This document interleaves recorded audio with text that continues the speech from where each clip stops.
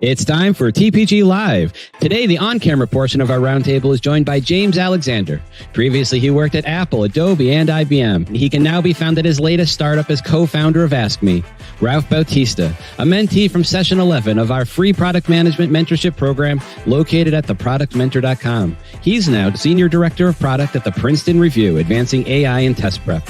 Our roundtable is also joined by Rajan Julka, approaching 2 decades in agile coaching, having previously worked at McKinsey & Company, as well as Delivery Hero.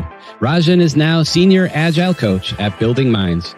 And then there's me, Jeremy Horn, the product guy. We'll be talking about redefining product management trajectories and crafting future-ready product teams. Has the role of product manager become too broad?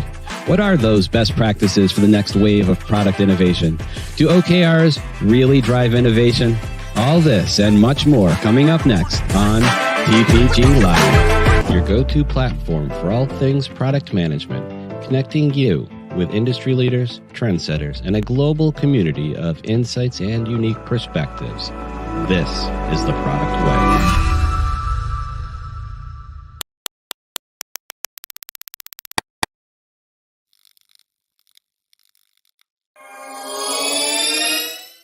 This show is brought to you by The Product Mentor, a free program that's making a meaningful difference in the world of product management.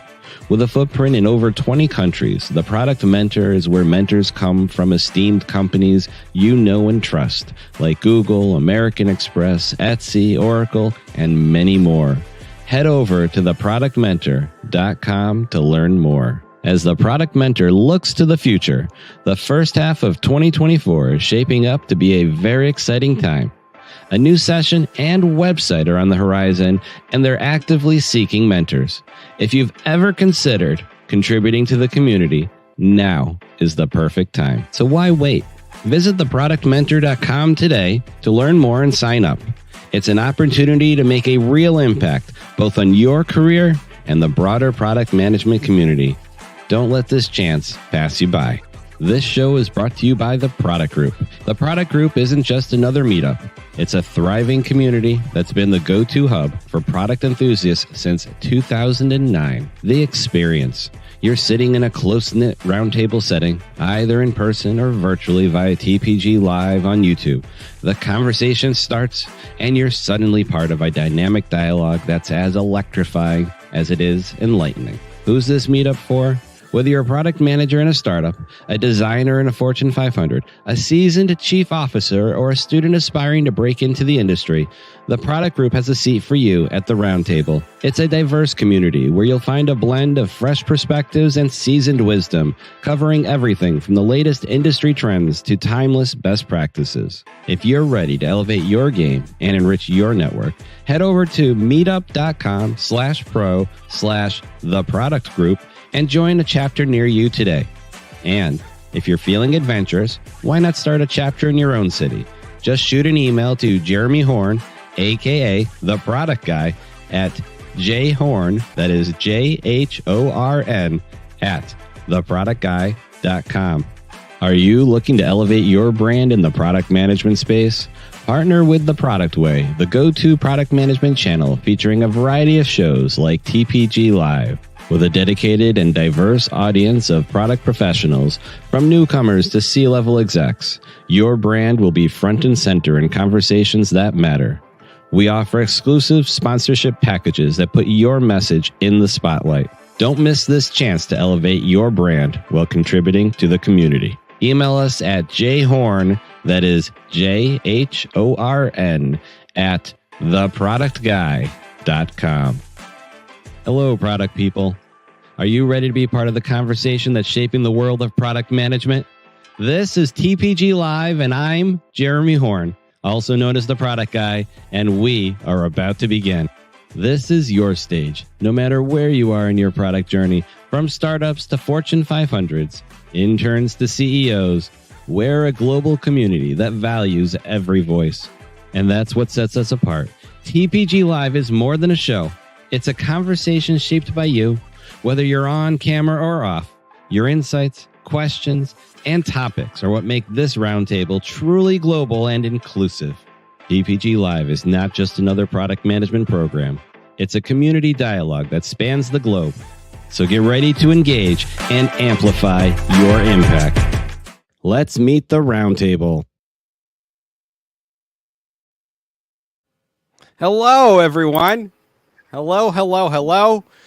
We've got James, we got Rajan, and I'm sorry to say Ralph is feeling a little bit under the weather. So despite what you may have recently heard, he's not attending. He won't be here tonight, but I'm sure we'll get Ralph on in the very, very near future. So I really want to welcome everyone who's joining us. Definitely make yourself heard in the comments. Make comments, questions. And I'll work on getting everyone worked into this roundtable conversation. And yeah, thank you everyone for being here. I'm very excited to kind of get started. Something I've been wanting to do for a long time, and now that I've got a small cohort live stream right here, I wanted to kind of kick this off as everyone gets to know James and Rajan like I do. A little bit better. I figure a great way to do it would be, I don't know, ask a question of the night, and to kind of get the ball rolling, to loosen us up a little bit. And so, question of the night I'd like to pose is, James, Rajan, if your product management style was a movie, what would it be and why? And so I will start with. I'm going to start I'm going to go clockwise. So I'll start with you, James. You wanna jump in on that one? I got to tell you, the spirit of the Christmas season, I'd have to say Die Hard. I think Die Hard. I think I'm inspired by the tenacity of Bruce Willis. You guys look exactly the same too. Just saying. Walking down the street, I might call you Bruce. I'm working on losing the hair.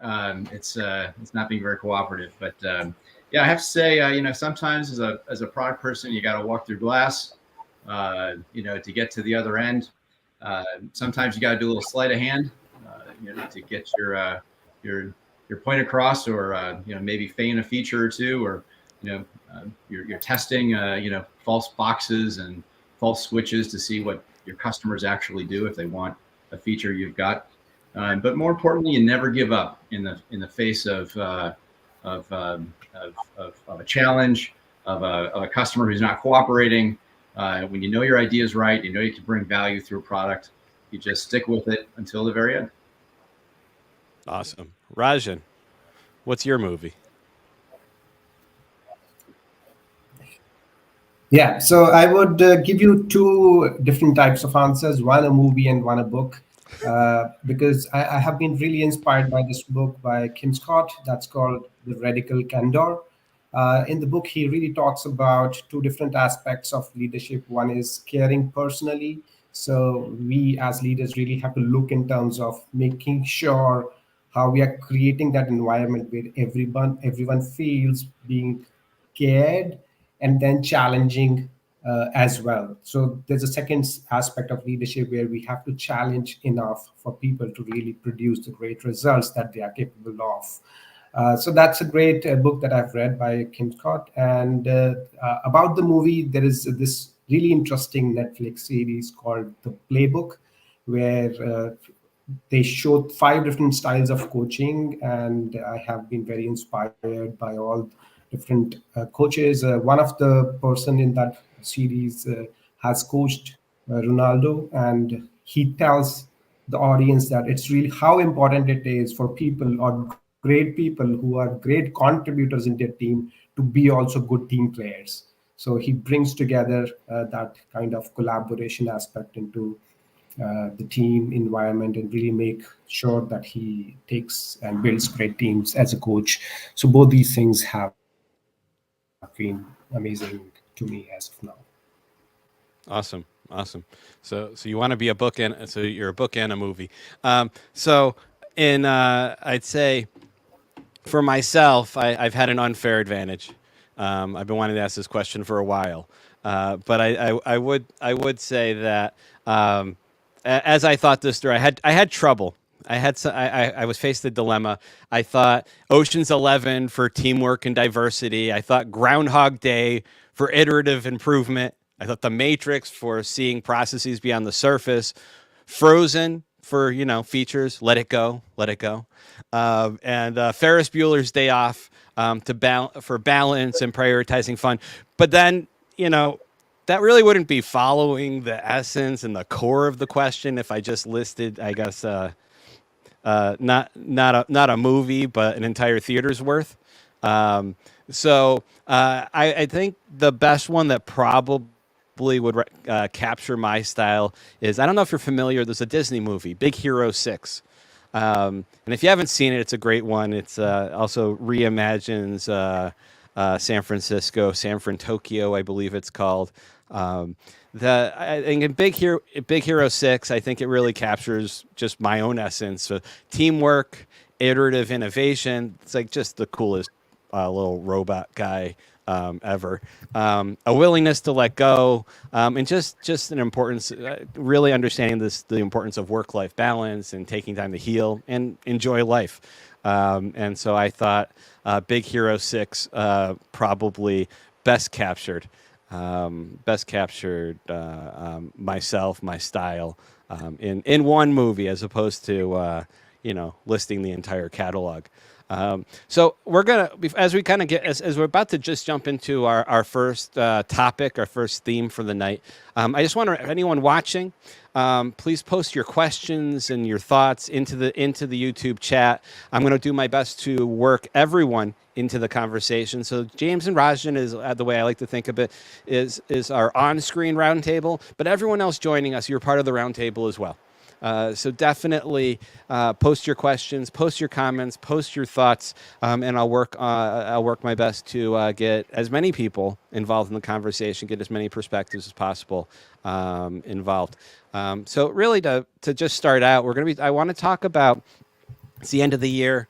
We're looking towards the next year, looking towards the future, and I always like, especially for the events that I do in December, I like to kind of be a little bit future themed, future looking. And so the first topic I wanted to really dive into is really around redefining product management trajectories. And that's growth mindsets, mentorship, cross-functional readiness, really looking towards what that product management career is, but more importantly, how we see it changing and evolving, and what we're going to need to be able to do to adapt to it. So the first question, I'm just going to throw it out to everyone here.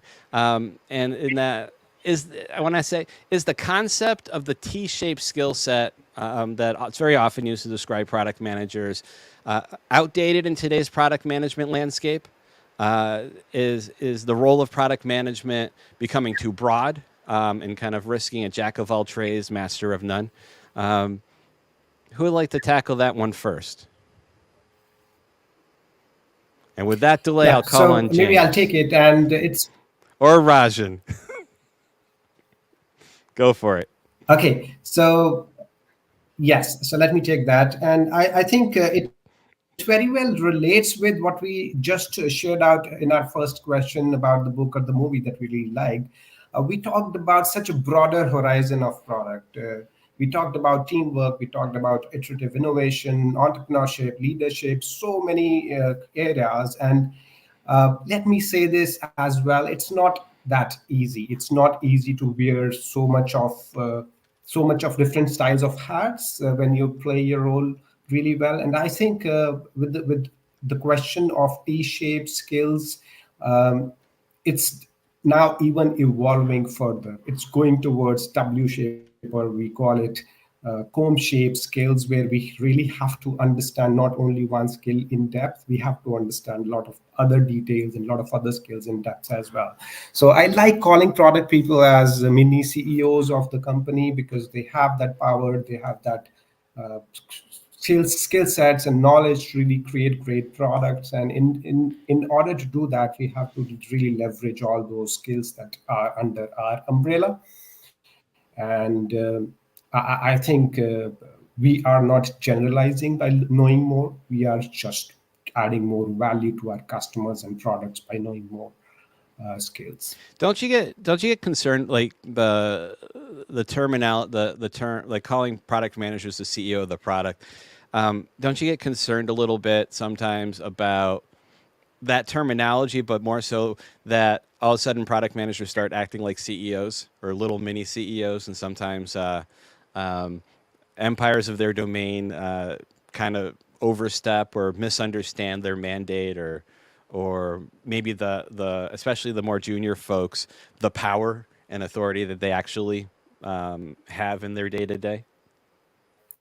Yeah, I like to think it as a mindset. And I think a lot of companies have to start building that mindset to encourage and give the power to the product owners to think in those horizons. It's more like it's very difficult to move a very large organization until and unless we break that into smaller parts where product owners are actually leading that ship by that for themselves, and then also collaborating across all the other products to understand that they all are moving towards the right direction. So yes, we have to really be a little more careful that we do not create a perception that they have all the autonomy to actually do everything. They have to have the right autonomy. At the same time, they have to understand that they're part of the larger ecosystem, and they are actually contributing with their little contributions for the vision of the company.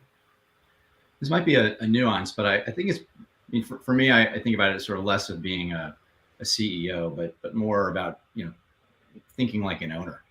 I think that's, an owner is going to, An owner of a mess. What are they owning? well, I mean, an owner of the business. Think like a business owner. I mean, I think that's those are some of the most successful product people that have worked for me, have this mindset of, they are an owner in the business, and they are an owner in the success, and they're an owner in the failure. Where they are hierarchically in the pecking order, by title is irrelevant, but they, if they see a piece of garbage on the floor, they pick it up. If they see a defect in the product, they fill out a ticket. It doesn't matter what they're, if it's their part of the product or it's not their part of the product. So I think that kind of mindset is a differentiator, and it's someone who, you think like an owner, you're in early and you're out late, and you're doing what you need to do to get the product done. But I think this, the idea of T-shape, U-shape, cone shape. At the end of the day, it's about knowing what your job is. We're products too, and there's always a job to be done. And I think not losing sight of the fact that it's our job to deliver an outcome through a product, and that outcome is in service of a customer, hopefully a paying customer. And if we center ourselves around that, then to some extent it doesn't matter how broad the T is, or how deep the trunk of the T is, because we're always coming back on center to focus our day and focus our time, and the things that are important get done, and the things that are less important don't get done, and that's okay.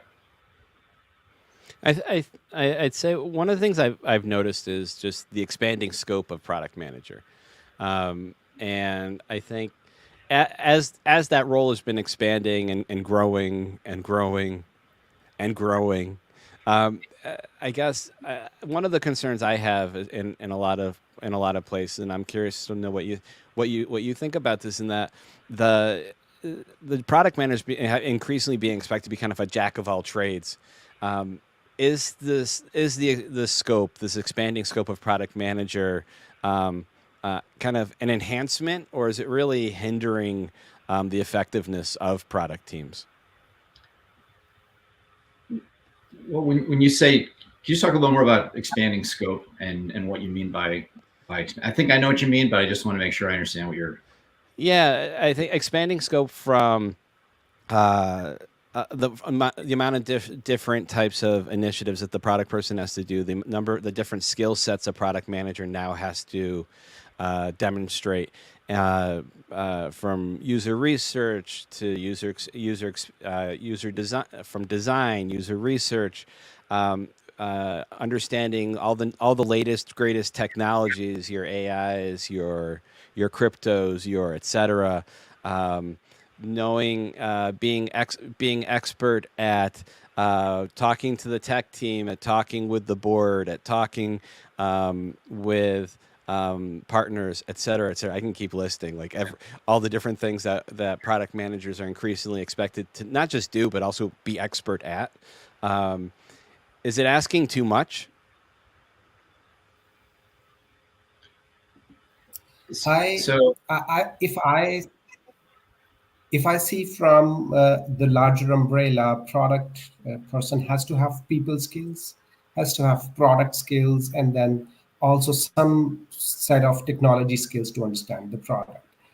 And I think it's at one point in time, it's really important to have all those skills under your umbrella. At the same time, you have to understand the power of your teams.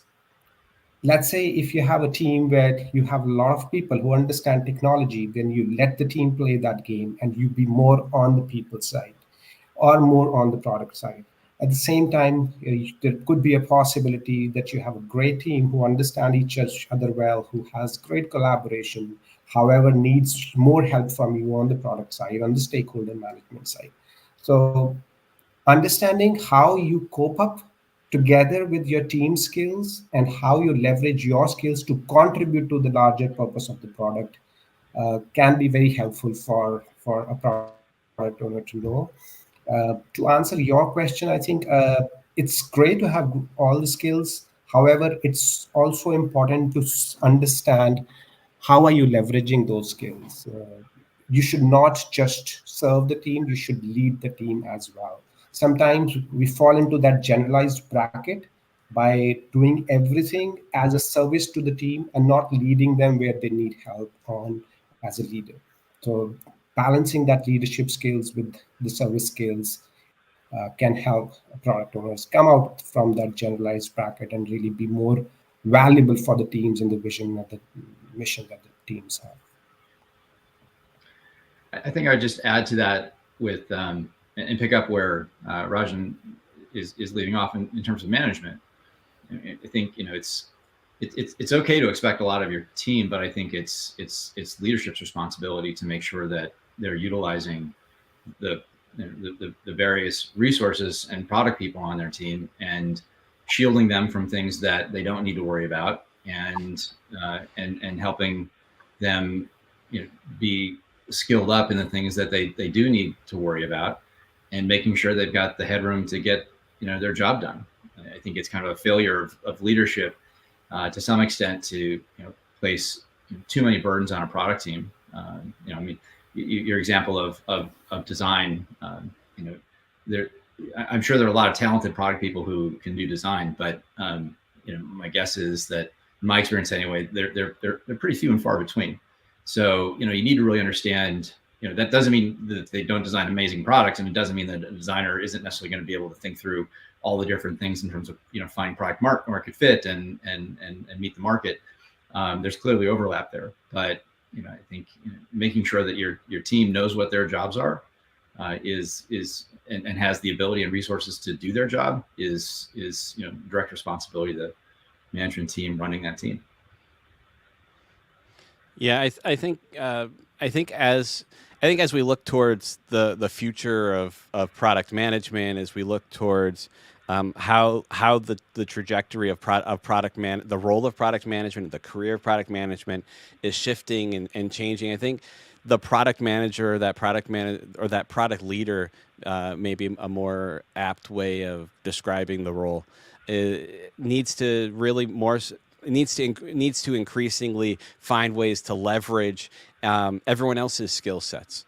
They might have that strategic vision, or they might know where that might help set that North Star. But it's also tapping into whatever the skill sets you need. The best person at X, Y, and Z, wherever they are in the company, whether they're in HR, they're in sales. Sales can be a great resource for user research, for understanding, for customer development, and you want to tap into them, and you really want to maximize accessing them. And so what I've seen is, even though there's more expectation, it's that product leader, that product role is becoming more of a conductor, an orchestrator of kind of getting the best out of everyone, and then kind of helping kind of knit it back together into that cohesive, holistic vision, that holistic strategy. think, Yeah, go ahead. So just leaning into that, I think it's also to some extent, yeah, there's more on the table, but it's also sort of never been easier to be a product person. I at the risk of dating myself, my first. Hold on, I'm going to watch the comments on this one. Never been easier. Okay, let's see what everyone says. All right, so just all right. Suspend disbelief for me a little bit. I started my first product, my first company was called eWatch. Started in 1995. It was the very first social listening service ever. We listened to public discussion on the internet and told brands what was being said about them online. This predated Twitter, it predated Facebook. It started in the Usenet groups. And when I co-founded eWatch, there weren't hosting services for the internet. We had to get our own SGI servers. I remember the day they showed up, we were really excited and we unboxed them and we lit them up. You're really going old school on that one. I'm familiar with that. We had to do it ourselves. Now, today with either a credit card or, $50,000 in credits from Brex Bank, if you're doing a startup, you light up your AWS account and you have unlimited horsepower at your fingertips. I would say that's easier. You look at things like, so with Ask Me, we've got a ton of customer comms we have to do with this product. We're not building that. We don't have to build that. We're using Customer IO. There are a number of vendors out there that can do, handle comms. I don't have to pay to build that. It's, I'm sure it's a very complicated set of functionality, but I can just get that off the shelf. The only thing I have to build and the only thing I want my product teams building are things that are differentiated in the market. If we're spending any time building anything that is not differentiated with our product or service, we shouldn't be building it. We should go find it off the shelf. And that's what I mean by it. It makes our lives easier. We can add tremendous new features and functionality that we don't have to build, that don't necessarily differentiate the product, but do the things that the product needs to do.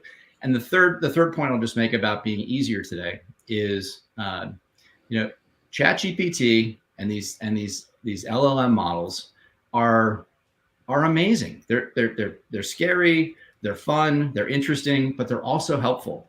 And I find that I'm using that tool more and more to do work that used to take me hours. And I don't know where it's going to land. I don't know if any of us do, but it's clear that there's a new way to work. And so while there may be more responsibilities or more things on the plate, we also have a new set of tools in the toolbox to help us get that work done. I think that's fair. I think for yourself, for those of us who kind of have that decades of experience, I think it's easier to kind of see that. I was thinking of as you were saying that, I was thinking of a parallel example when I was thinking of programming. When I've been programming for so long, I had to use X11 libraries and used to have to write hundreds of lines just to get a window to appear on a Unix machine. And it's your mentioning of SGI that made me even think of that. And I think some of our computers were SGI, others DEC Alpha, and I think so. I think when you look at the reason I mentioned that is when you have that those years, that journey that we've been on, you can kind of see how those aspects have kind of gotten easier. But I think for people who are newer to product management, even in the in the last 10 years, while things have gotten easier, I think some of the complexity is there's so much more to know. If you think about it from if I'm a computer programmer, sure, it's easier. I can make a window appear super fast now. Anyone can do it. But now there's 1,000 libraries. There's a million different ways of doing it, so many different experiences, so many different technologies.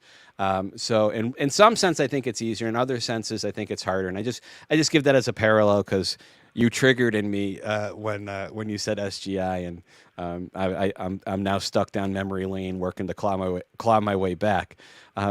But so the reason I mentioned kind of talking about that evolving nature, and I wanted to bring that up was as we think about what are those kind of foundational skills that are needed to go to that are needed as really the role of product manager is changing, as it is evolving.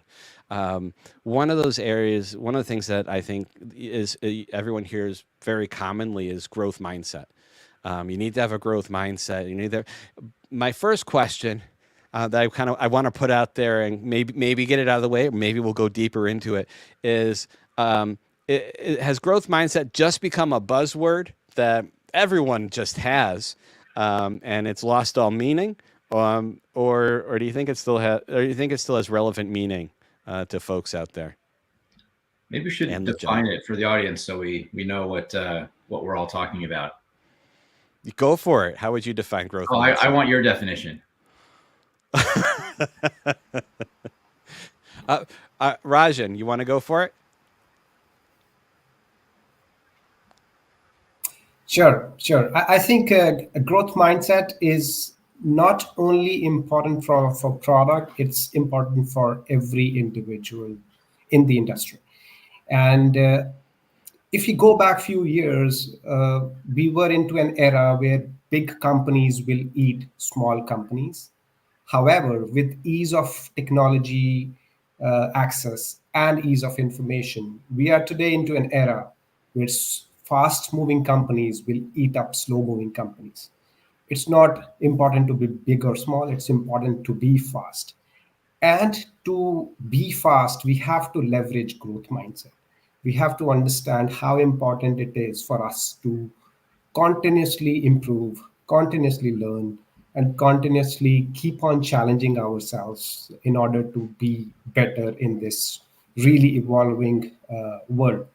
So I would say growth mindset to me is more like a mindset where we are learning continuously, where we are very much focused on inspection and adaptation, where we have that culture of giving and receiving feedback, where I am open to experiment a lot of times, and I'm open to share out vulnerably that this time I failed, but this is what I have learned, and this is how I will improve.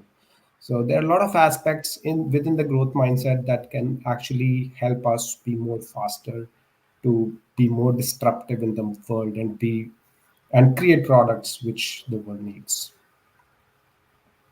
Yeah, there's a book I read some years back, and I had to pull up the name of it. And now that I pulled up the name of it, I'm embarrassed to say I didn't remember the name of it. The name of the book was Mindset. The new Psychology of Success is by Carol Dweck. For me, the reason I mentioned this book is the specific book. When I came across this book, it was kind of it wasn't just interesting, or this was this good advice like a lot of other business books or otherwise. For me, this was kind of an inflection point in my entire life. All of a sudden, a lot of things that I thought, all right, I've mastered this, or I'm not going to be able to do that. All of a sudden, it kind of opened up the world to me, and in that all these things that I thought kind of had passed me by skill-wise, or I'm never going to be able to do this, or all of a sudden, everything kind of was possible in ways that even me as an optimist had kind of ruled out. And I'd say I had a fixed mindset in a lot of ways, believing almost kind of in you kind of achieving kind of a level of perfection on something, and that's it, you nailed it, or that's just not for you. That's just something you're not going to be able to do. That's for other people. And so for me, reading that mindset book, was it really, I can't think of another thing that was like an inflection point in just my own way of thinking, approaching not just work but just personal life and everything. I bought a piano because of it. So I still suck at it, but I'm still trying. But I think when I think about a growth mindset, it's realizing that you're not stuck. You're not at that you really can kind of eliminate so many of these limits, or so many of these boxes or boundaries that constrict you, or potentially that you think constrict you, and that it really kind of removes a lot of these limits, and realizing that you can always learn and progress, and move forward on a lot of different fronts. But that was my long and windy definition. But now I'm going to come back to James, because I can see him chomping at the bit there a little bit. I'm not chomping, but I actually had to look up the definition of growth mindset today. I'm sure I've heard that phrase, but never actually connected the dots that it was a thing. But here's, I'll cheat. I'll read the definition, and having fallen on the sort of admitting not knowing it. My guess is a few people who are watching probably don't know what it means either. So growth mindset. People with a growth mindset feel that their skills and intelligence can be improved with effort and persistence. It's basically people feeling that success depends on time and effort, and they're embracing they embrace challenges and obstacles. And I think this is the theme of what maybe you're getting at tonight, Jeremy, with having the growing complexity of being in the product field, with needing to have a growth mindset, because you're always facing some new challenge. Your manager, a customer, someone who works for you comes to you and with something new, or a new requirement, or a new thing you got to learn. And your point about having a fixed mindset, which I gather is the opposite of a growth mindset. Man, I got to buy everyone a book. If those are the two sides of the coin, I guess I think if you're a product person more than 12 months, if you last more than 12 months, you can probably tick the tick box that you have a growth mindset, because you will not survive in product with anything but a growth mindset, without an openness and a hunger, I think, to learn new things and learn new challenges. I mean, the whole point of being a product person is to ask the question why. Because you're asking customers, why are you doing what you're doing the way you're doing it? And when they answer that question, you're asking why again. Okay, and why are you doing it that way? And why are you doing that? And why and why and why? So I think the natural proclivity of successful product people, is to embrace new experiences and always ask questions and learn. That's great. So I think in learning and in kind of embracing a growth mindset, one of those areas I think that helps foster that, or foster, especially in those who do have a growth mindset, is mentorship, is getting people to and finding someone to really kind of help you along in your product management career, whether it's a sponsor in a company, someone outside. To both of you, how important has mentorship been in advancing your own product management careers? And do you have maybe any examples? I think for me, mentorship is traditional mentorship and reverse mentorship have been. It's the way I've really learned how to do the job, good habits and bad habits. So, I think I do find that reverse mentorship is actually a little more interesting. Where you basically, here's a dirty little secret of being a mentor. The person you're mentoring, I learn more from those people than they probably learn from me.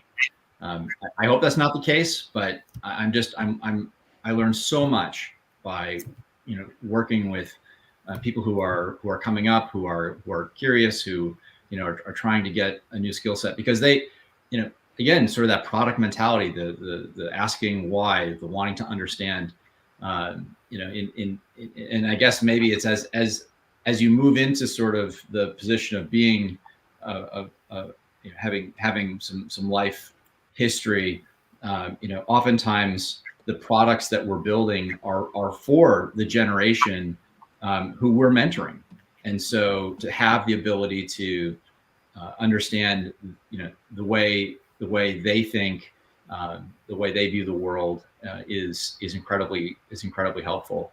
So that's a great get for mentoring, at least from my view.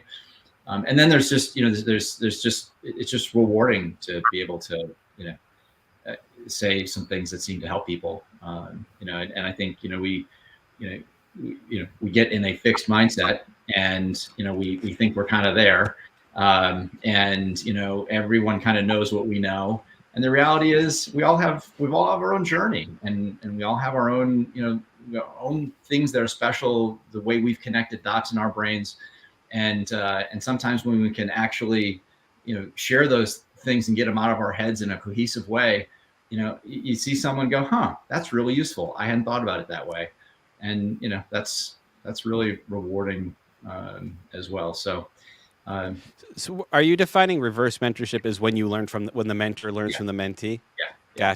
Gotcha. I don't know if I had heard that definition before. I think one of the things that you had mentioned was, in reverse mentorship. I guess maybe I'll start using that. In reverse mentorship, the mentor learning as much or more than the mentee, let's say equal. I think, to me, that's a definition of a great mentor, because you don't want a mentor who's static and just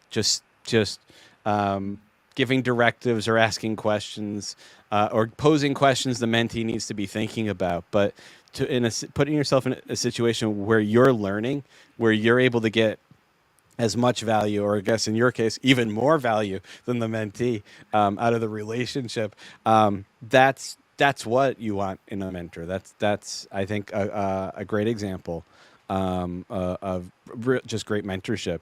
Do you have either of you have any advice that you've ever received from a mentor, that some really great advice that you'd like to share? Rajan? Yeah, so I have a situation or a scenario, and I would just start with you, Jeremy. I see the product guy. So I see we as individuals are also products. So we are also adding value to somebody. They can be our stakeholders, they can be our teams, depending on the roles and the responsibilities that we have. So the situation that I was in at one point in time in my career, where I was very confused on which way to go. So I was working in building infrastructures which were responsible for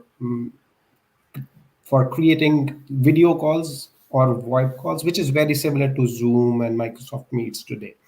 And I knew that that technology was going away, that technology was fading away, and I wasn't really learning enough in that area. And that point in time, machine learning was very new, and I thought probably I would spend enough time to learn AI and machine learning, and that's the next path to my career. I spent a couple of weeks, and I was very furious because I wasn't even able to get single thing about it. It was really out of my area or scope of learning abilities. And that point in time, I reached out to my mentor, very confused, very frustrated, um, and I said the same situation to him as is. So I think mentorship or a mentor mentee is a relationship that you build over time that comes with that trust. And I had that trust with my mentor, where I was able to really furiously drain away everything that I had in my mind about my career. And after like 45 minutes of listening very patiently to me, he just asked me one question. What is that drive energy to you? Is it people or is it technology? And I said, it is people.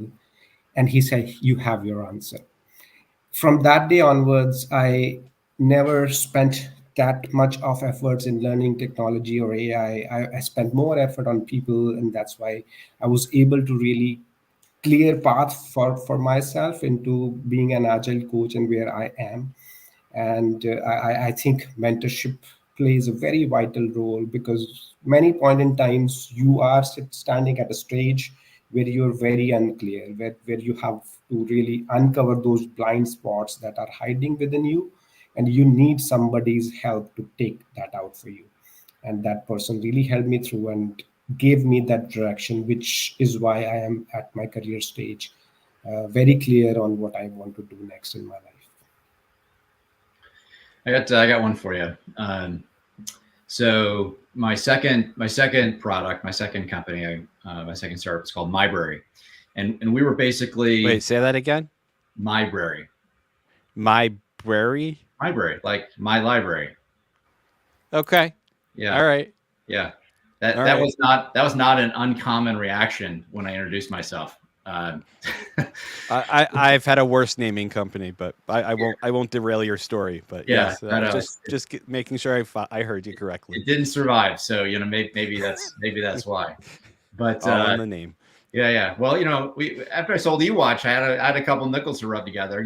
Once you've had an exit, you're invincible. So Mybrary be damned. But we were basically trying to solve a really simple problem back in around 2000, which was helping families share digital content. So Napster was coming up around that time, and so there's digital music. Movies weren't quite there just yet, but ebooks were coming up. This is pre-Kindle. And so it was clear to me that this was going to be a problem, that sharing content just among family was going to be an issue. It's like, where's that room going to be in the house where today you literally keep your physical objects, your books, your movies, your CDs. Where's that room going to be in the future when you don't actually own the physical object anymore? You just have rights to bits. How do you toss a book across the bed, ebook across the bed to your spouse or your kids, if you're on different devices and all that kind of stuff. So anyway, so I set out to solve that problem, built a team, and I was able to recruit a guy named Bob Creek, who was the founding CEO of Comedy Central, and as my COO. And he was 30 years older than me, and he loved technology and loved startups and loved us and loved what we were doing, and he said yes. And so he came on, and he was a mentor for me from day one. But the one a lot of things stick with me. One thing in particular, we were either raising money or we were trying to do a partnership deal with a big publisher or technology company, and I forget this exact situation, but basically they said yes. They said yes, we're going to do this, or we're going to invest. And I kept talking, and just kept going, and afterwards he pulled me aside and he said, James, never sell past the yes.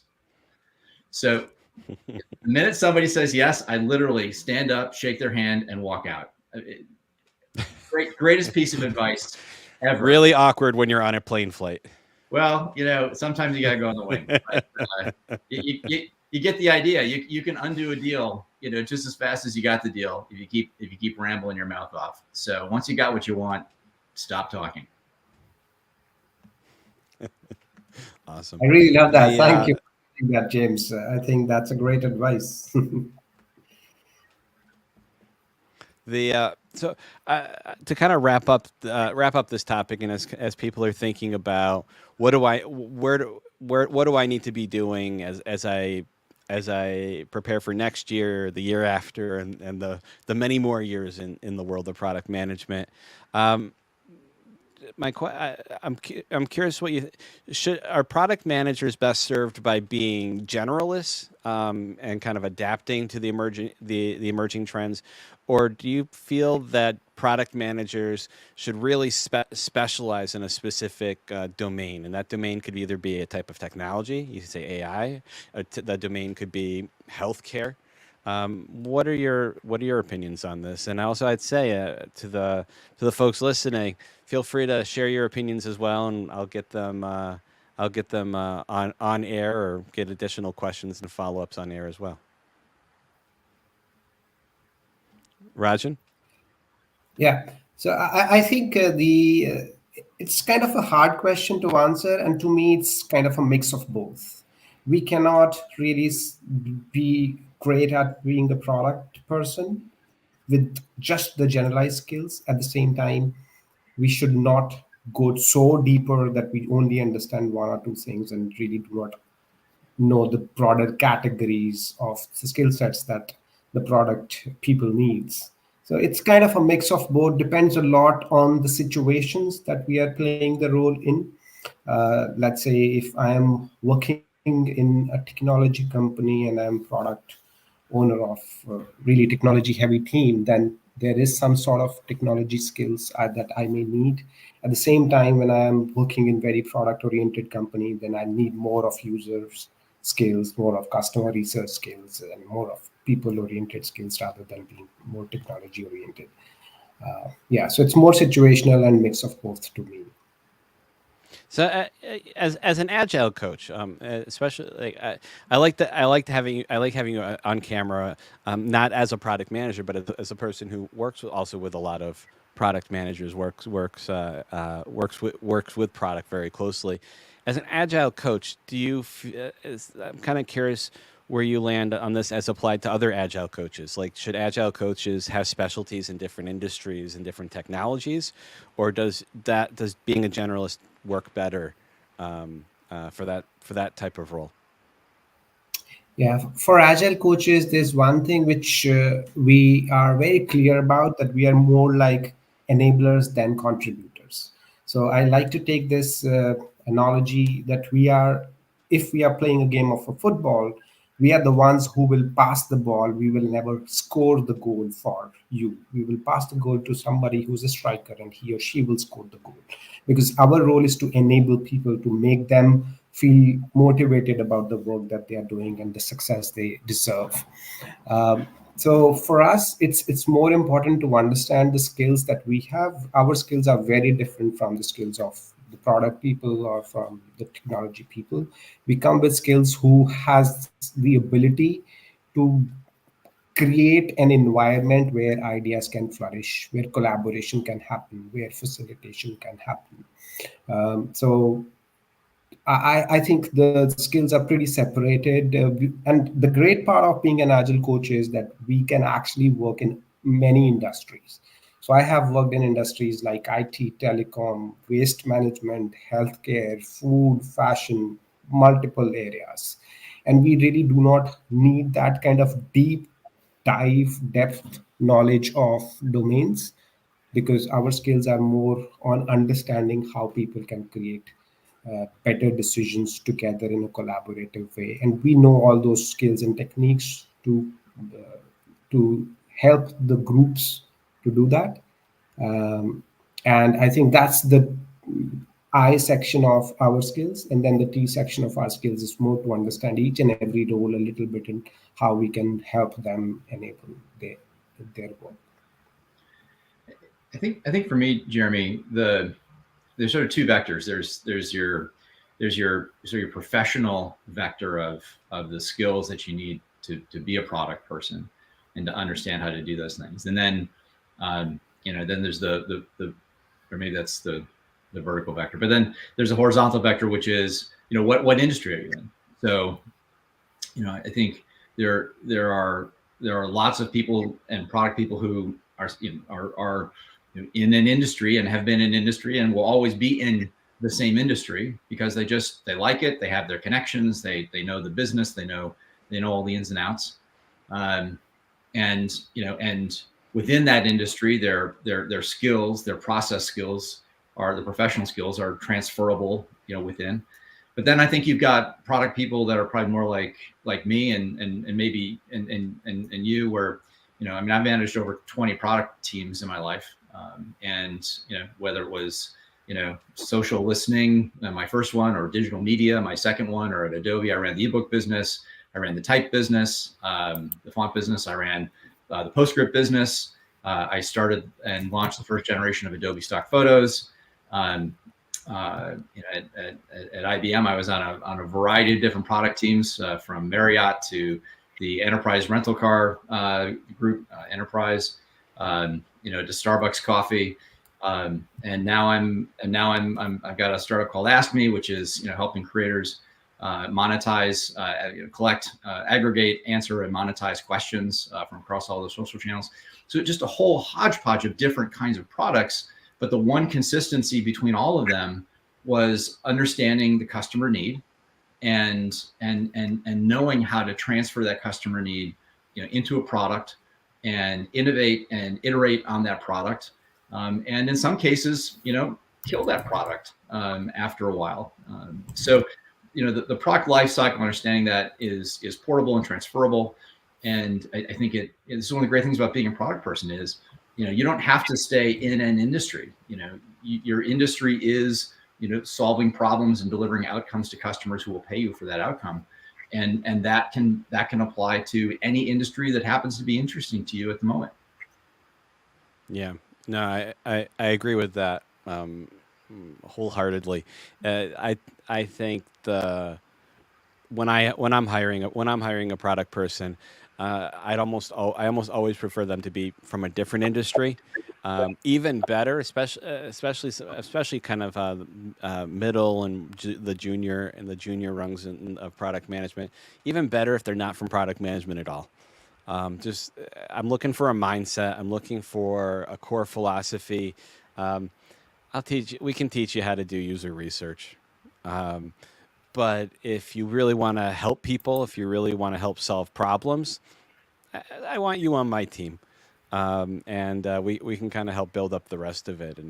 And so, yeah, I love cross-pollinating it. That's where the product group came from. That's where all of the stuff that we're doing right now came from. It was about cross-pollinating ideas. It was about hearing what someone who has a restaurant is doing, and figuring out how you could apply that to your network security product, or social media, or et cetera, or digital, or a wearable.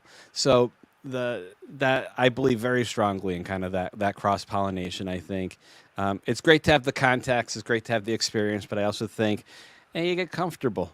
And I think it's those stressors of life. I'm not saying stress, but those stressors, those constraints that really help elevate all of us to kind of that next level.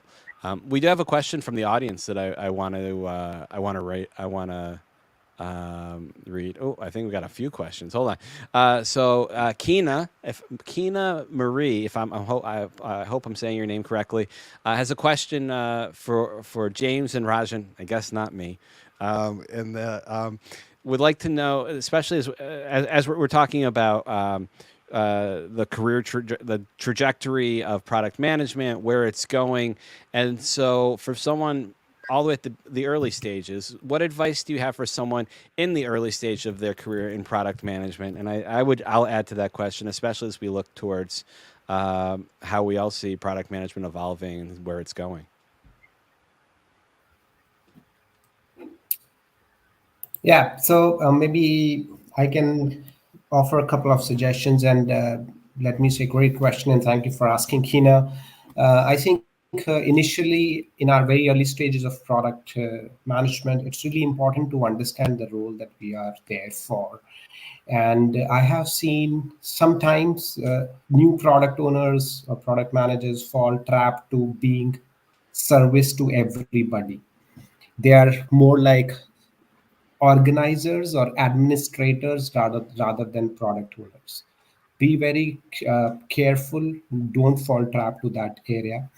Yes, you have to really create an environment for your teams to help them and provide them whatever they need. At the same time, you are the one who provide the direction on where the teams need to go to. You are the ones who will help them understand what is the vision of the product and then take them together on that vision.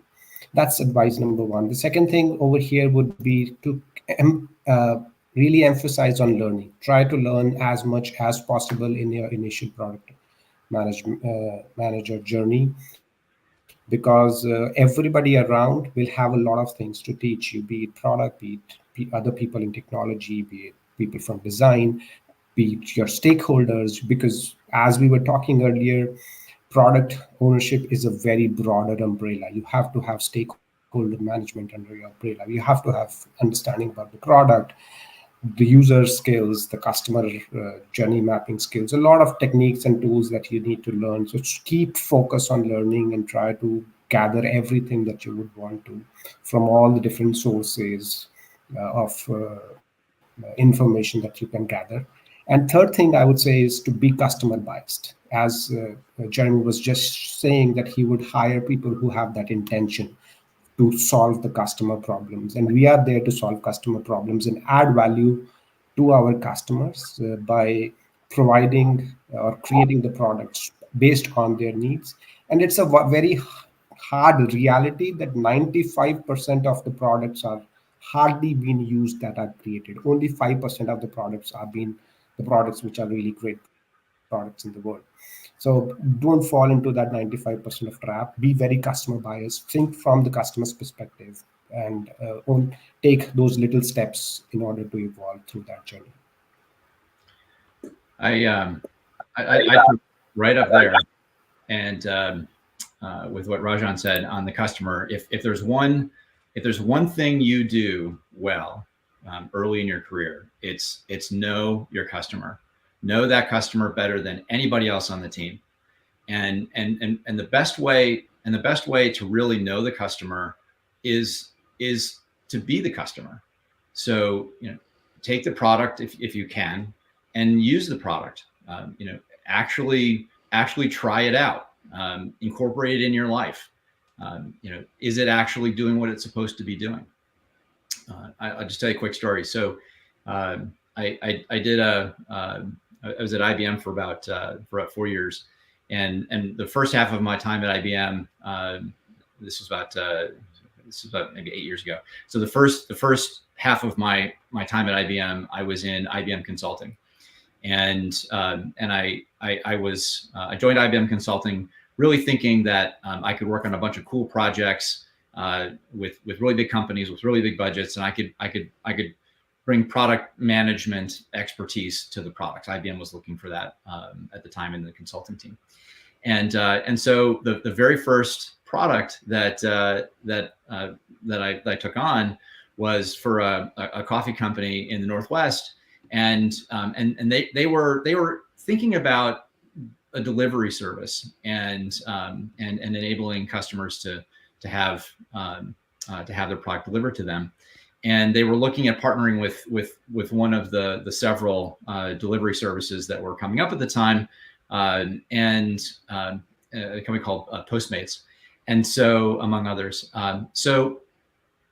finding sort of learning this was what they were thinking about, and knowing the importance of obviously the brand.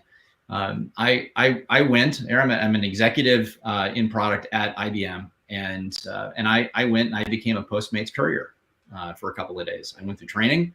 I wanted to know what the experience was going to be that these people were going to have, because you happen to have any pictures of this? I have none. They've all been scrubbed from the internet, to my knowledge.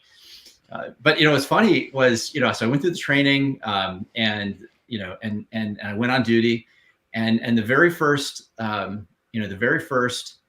call that I got, the very first delivery was a Starbucks delivery, and it was great. I mean, I couldn't ask for like a better story, because here I am walking into Starbucks, ordering this coffee for this person, and paying for it how I'm supposed to pay for it and all that, and then I go and I deliver it down the street, and it was really insightful. I mean, I think the cup of coffee, whatever this person ordered, was like $5 or $6. The delivery fee was like $4. They tipped me too.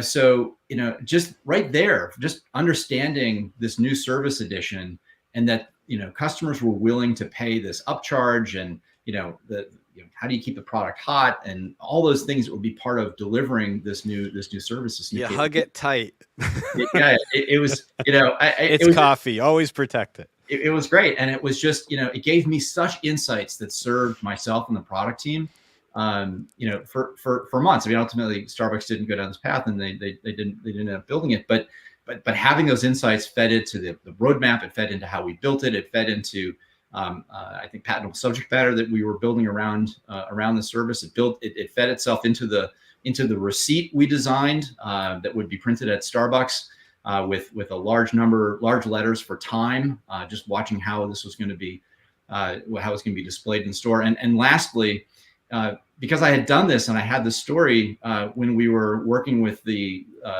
team up there, and we had senior management in the room, I was able to tell the story, and it impressed people because we had taken the time to really understand the customer, their customer, and the process, and how it was going to actually work. So if there's one bit of advice, if we just sort of distill down all the checklists and all of that, the one bit of advice is know the customer better than anybody else in the company. If you can do that, you're going to be just fine. And I'd add, always protect the coffee. I think that maybe even more important than know the customer. Becky, I'll get to your question in just a moment, and also Kundu. We've got really smart people here in the audience, and highlights. I'm going to paraphrase a little bit for time. Another really important attribute for product managers is humility. The humility with which you learn and how you apply that learning to move the ball forward. So I'm very impressed with the off-camera part of our roundtable as well. And Becky, I'll get back to you in just a moment. Right now, we're going to start. I'm going to kick off a new segment.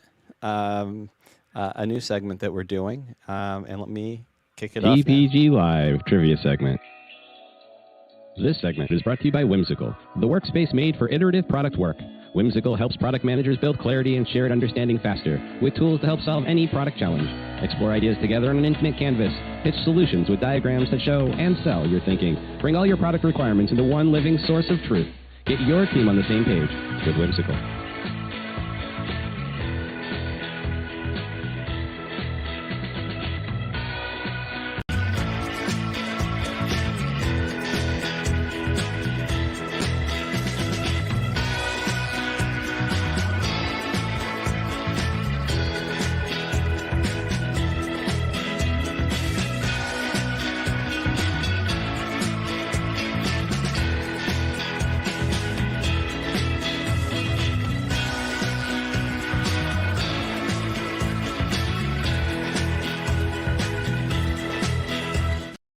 All these different trivia questions. Our next question.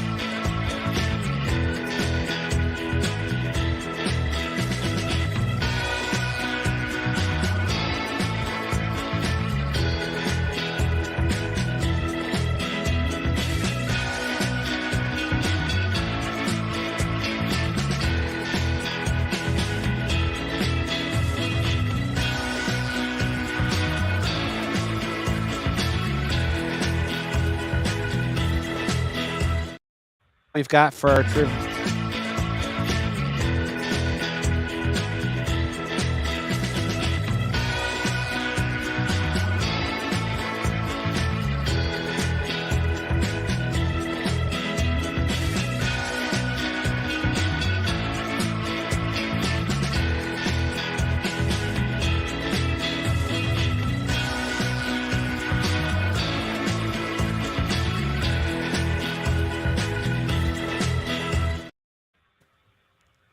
Awesome. All right. So it's a little bit of something for everyone to be thinking about as we progress. After we get through our second topic here, we'll return and we'll get to some of the answers for this trivia section brought to you by Whimsical. It's very excited about having Whimsical as a sponsor. They've got great stuff, and we'll be putting more of the links to their content in our description after the show, and you'll see why. So Becky has a question for the roundtable, and I'll read it off here. Becky Ying Zhang, as a non-product person, I'm interested in the product role. What are the aspects I could look into? Sorry, I bumped into it. What are the aspects I could look into to prepare myself to become a product person? What are the basic skills I should look at? James? Okay, so go ahead, James. Rajan? Go for it. Okay, let me take that. Thank you. Yeah, so I think I will go back to the advice that I got from my mentor, Becky. Uh, it's really important to understand what gives you energy. Uh, First, try to understand what are the expectations of the role, what are the areas under which this role plays in, and see if that gives you energy. We as individuals, if we work on something that we are excited and motivated about, we will get more energy in that area and we'll be able to contribute much more or much better in that area. So think about it if the role excites you. If that does, then start a, looking for information over the internet where you can identify and understand what are the demands of the role. There are a lot of courses or certifications on product that you can actually go into to understand about the role better. And I think on the skills parts, it's quite a big range of skills that a product needs. However, to begin with, start thinking about product skills that you may need, which could be something in terms of user experience, user research, design, something that helps you to know the customer better. As James mentioned, that's the most important thing. Learn about the customer as much as you can. So think of those skills to bring into your program. The second area would be on more process oriented skills, which is how you will uh, whether you'll do Scrum or Kanban or whatever process that you will follow, how will you build the backlog, how will you be able to create the user stories, what are the formats and all those aspects, more on the process side. And the third area will be on the delivery side, how you will make sure that the teams can function together to deliver the right product for the customers. So these are like just on the top of my head, but the first thing or the most important thing is look about whether this role gives you energy. If it does, then you will definitely thrive throughout in this area. James. James. So I see your comment here about innovation gives you energy, and I think I would just break down how you define innovation for yourself. The reality is that there certainly is innovation in the way I think we usually accept the term. I think we would all agree that the large language model that drives these generative AI systems are innovative, and within the last 5 to 10 years, that's true. That's really innovative. But you could also argue that the spatula, a staple of kitchens for probably hundreds of years, might be in need of a makeover. And there could be something interesting, something new, something different with how that that particular tool is used that would be innovative and different. So I think what does innovative mean to you? But I think as a product person, that's probably a good trait to want to be working on something new.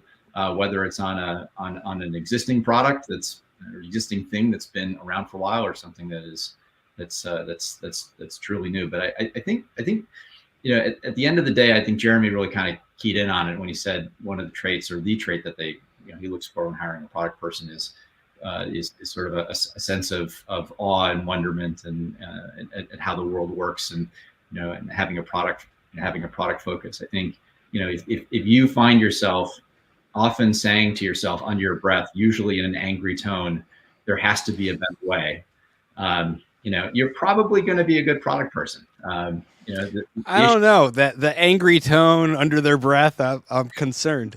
I used to, for my second software company, Myberry. I mean, I actually had the title Chief Frustrated Consumer, and I told my my founder's story about being frustrated with not being able to share an ebook with my wife, and because we were on different platforms and different digital rights management systems, and that was really frustrating. I mean, I think there's a certain amount of certainly with products that exist today, or categories that exist today, that are ripe for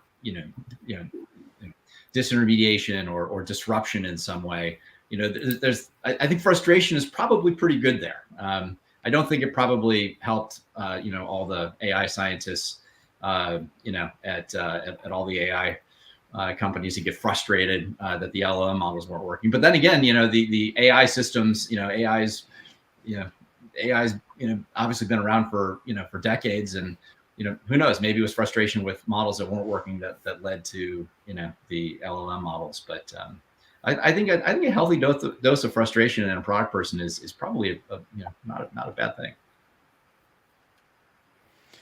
So we started by talking about crafting or reshaping, reforming that product manager for the now and into the distant future, and the changes to that career trajectory. I want to kind of zoom out a little bit now and talk about the crafting of those product teams, those product organizations. In looking at the product teams and looking at product organizations, I guess one such area to talk about would be how they're organized and how structurally how they should be organized, or how should people be thinking about building the product team for the future, whether it's a feature orientation or a problem orientation or a solution orientation. What sort of organizing principles do you feel that would best set up product teams for really what comes next? I have done quite a lot of work in this area, and so whenever we look for, as an agile coach, whenever we look for transformations, we look for 5 areas or 5 categories under that. The first area is structure, which is what you talked about. So I'll just briefly give a little bit more context about the other areas. Under the structure, we need to look for how we can create teams which has the ability to deliver end-to-end value with very little dependencies. And that's mostly off track in many companies. Many companies have created the teams which are component based teams or skill based teams. An example could be there is a design team, there is let's say a development team or a front end team and a back end team and QA team and so on, which creates a lot of unnecessary dependencies to create that end to end user value. Because whenever the work flows through that value chain, it goes through all those handover processes, which slows down the overall effort. And the approach that we follow is to move from these component based teams to more product teams or more feature oriented teams. And what is my definition of a product or a feature oriented team is that start looking for consumer needs or consumer journeys to create your teams. Create teams which are more feature oriented teams. So an example over there will be to create one team which has, let's say, a designer, a backend, a product owner, a scrum master, or all the required skills to deliver that end user value. And then work towards that team So then the leadership comes into the system where they work in order to help that team to whatever they require to deliver to that product vision. So having the right structures is very important, and most companies fall off track with them because they do not have that experience or knowledge to scale their companies or products. They start with a small company. Whenever it comes to scaling, they do not understand how to scale. Then they create teams which are component based teams. So think from the perspective of feature oriented teams and help the teams to reduce all the dependencies or take off all the dependencies by bringing or creating product or feature oriented teams. So I want to ask you about that. So when I think about a feature oriented team versus a team oriented around maybe a customer journey, or even more so around a problem, my concern often focuses when I think about a feature oriented team on, man, that team's never going to want to kill that feature or that part of the product, and so I guess my concern often would be around kind of structuring around features as opposed to other concepts.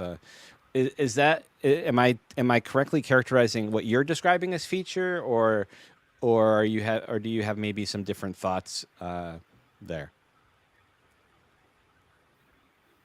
So possibly you're thinking in different, we both are thinking in different directions. Let me say features in my words can be equivalent to consumer journeys.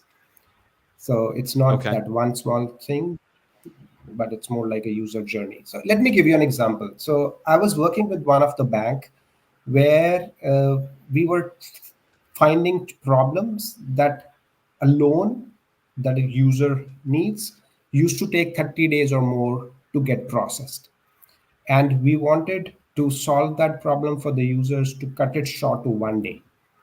When we started understanding the reason for the loan processing time to be so long, we identified this was the biggest core problem where the work was passing through different hands in order to get accomplished at the end. There was this team which was kind of consumer facing team who used to take the consumer request. There was this team who was taking all the documentations and doing all that background test, and then there was these approval processes which was a separate team. Then there was this final loan team who used to disperse the loan. So because they were all separate teams, it was taking a lot of time for them to actually process this whole thing due to handovers and inefficiencies into the overall flow. And after identifying this, we figured out that there is a possibility for us to create one team who will have set of people from all different sections, and that team, or we can call that as a consumer journey, where the journey of the consumer was to get the loan from the banks. And we created one team across all those groups, and then we segregated those teams based on different geographies. One geography was kind of serving one section and all that, and then the processing time reduced to 1 week, and then we further improved that process to cut it down to 3 days. We were not able to get down to 1 day, which was our aspirational vision, but we were able to go down to 3 days from 30 days. James, what's your perspective on the structure, on how to structure the product teams? Your question about to Rajan about killing features or supporting features sort of reminded me of a situation that I had at Adobe when we were building Adobe stock photos, the first version that shipped in Creative Suite 2. We were a product team and an engineering organization, a marketing team, basically building a new capability, the ability to search for stock photography across all the major suppliers, bring low res comps in, do things with those comps, and then ultimately license the imagery. And we had a mandate from the CEO on down, Bruce Chizen, to build this product. We were a fully funded team, but the only way we could get to market was through other products. So we had to go to Photoshop, the Photoshop team. We had to go to the InDesign team. We had to go to the there's a new web application that ultimately has been changed since then. We go to that team. We go to all these teams and hat in hand to explain, this new capability that we were building, why it was important to their customers, the customers who use those applications, and how they could incorporate our this new capability. And it was really interesting to have to go across to each of these teams, and every team took a little bit of Adobe stock photos, just a little, took their own piece of it. So, Photoshop, they were the anchor. So, they didn't really, feel much of a need to incorporate much of this into their product, because they had their own set of features, as you point out. And then, we weren't on the roadmap, and, so they did the least amount that they needed to in that first version, and understandably so. And then there was the web app go live, and they were hungry for new stuff. They put everything we had to offer into go live, so that, they could enable this capability. InDesign did sort of maybe, in middle of the ground, but it was a really interesting structure of not only the way we did the team, which was unique in that we structured that product team where engineering, product management, business development, it was literally a mini company that was all orchestrated and rolled up into product management that I was leading.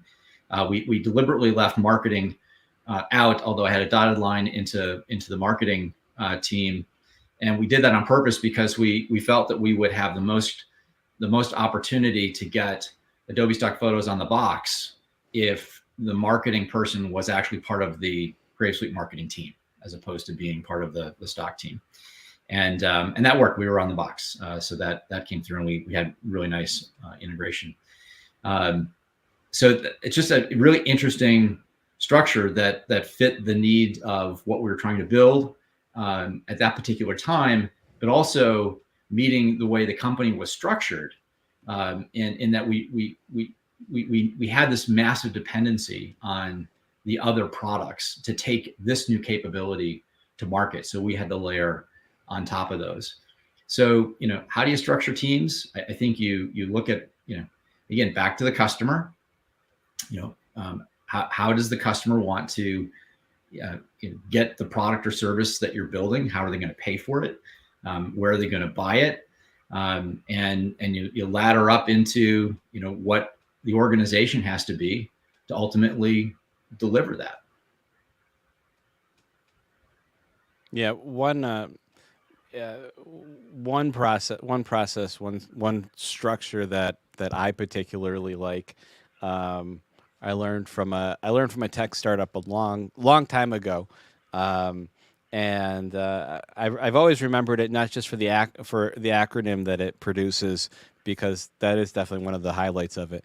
But it's basically kind of creating working task force, so dynamic groups of people that come together to solve a problem, and so they define when they kind of form that temporary product team, what it means to solve the problem, and that team exists for the duration of the existence of the problem, and once it gets solved, they break up and form and move on to whatever the next highest risk, the next top problem is. Now, this is not a structure for everybody. I'm just mentioning it as one of my, as someone who loves to study product management and how products get built and explore different processes. It's one of my favorites. But for a lot of places, it might be too much overhead. And so I mention it as, for a lot of places, an aspirational way to think about how to structure organizations, as kind of one end of the spectrum, and trying to see, I'd say, the closer you can get to organizing around a problem, and having that product team exist for the duration of the problem and then tackle the next problem. At least it solves a lot of the biases that we develop as product managers over time, and owning a particular feature, owning a particular product, and sometimes not seeing the bigger picture, and protecting our domain or protecting our product. The another thing I wanted to kind of talk about, in the context of designing teams and structuring teams and setting these goals, I'm kind of curious as to where you both fall on OKRs. Do you see them as things that as something that can drive innovation, or do you see it as stifling creativity? Is it too focused on metrics? A lot of folks know about OKRs at Google, but it's been introduced in lots of places, used in lots of ways. Is OKRs, especially for that product team, or do you see it as a positive, a negative, a neutral? I think if you don't know where you're throwing the ball, it's football season. If you don't know where the end zone is, that would lead to a pretty interesting football game. One that probably goes in circles and all over. That said, I would watch that one. that might be fun for a couple of hours, especially if Taylor Swift was there to provide a little bit of entertainment for everyone. I think that if you don't know where you're throwing the ball, if you don't know where the end zone is, if you don't know what the problem is that you're ultimately trying to solve for your customer, then you're listless. You're just going to wind up spending good money after bad without any focus whatsoever. Whether you call them OKRs or KPIs or just goals. The point is to have it and to understand, have it defined, what it is you're trying to do, and then a metric, and it needs to be measurable. It just it can't be something that's esoteric. You got to know when the ball is across the line, and certainly for new products that are new in the market, they're going to be wrong. And that's okay. I think when I talk to startup founders about financial modeling, they're like, well, I don't know this, and I don't know that, and I don't know this other piece of data, and it's okay to make this stuff up as long as you can explain what the assumption is to get to the OKR, to get to the KPI, to get to the metric that you're going to measure. But it's probably not going to be right, but that's okay. What it means is that at one point in time, reasonable people, based on a set of assumptions, thought that the goal or the OKR was going to be X. And fast forward 6 months, a year, the product is in the market, and you go back and you go, okay, well, we missed it, we were wrong. But why were we wrong? What was in our assumptions that didn't pan out? And that's the learning moment. That's the aha. So not only is the business directed towards a goal, everyone can know what that goal is. That's the other thing about OKRs or KPIs is, everyone needs to know what they are, and you broadcast them. And as a leader of a product team, one of your most important jobs is making sure people know what the goals are, what the KPIs and the OKRs, and where you are against them. So everyone is pulling in the same direction. And then once you get there, to be able to look back and say, okay, we hit it, we didn't hit it, and here's why we hit it or why we didn't hit it. And that moment is, and the moments leading up to that learning moment can be really, really powerful. So for me, if a team doesn't have some kind of goal setting, some kind of metrics in place, that's a huge red flag for me. And by the way, it's not having 5 or 6 or 10. It's like, what are your top 3? Because at the end of the day, you don't have time and resources to go after a dozen goals. If you can't articulate what the top 2 or 3 goals are to get the ball over the finish line, you gotta go back and sharpen your pencil and really get it down to the few numbers that really matter for the business. So you're saying 30 objectives might be too many? It might be a few too many. I Go ahead. go, go ahead. No, Rajan, jump in. Okay, I just wanted to quickly go back to our discussions where we said that how would a game of football look like without a goal? And I think it's great to possibly think And of we're it and referring to see. American football, Yeah, I was right? going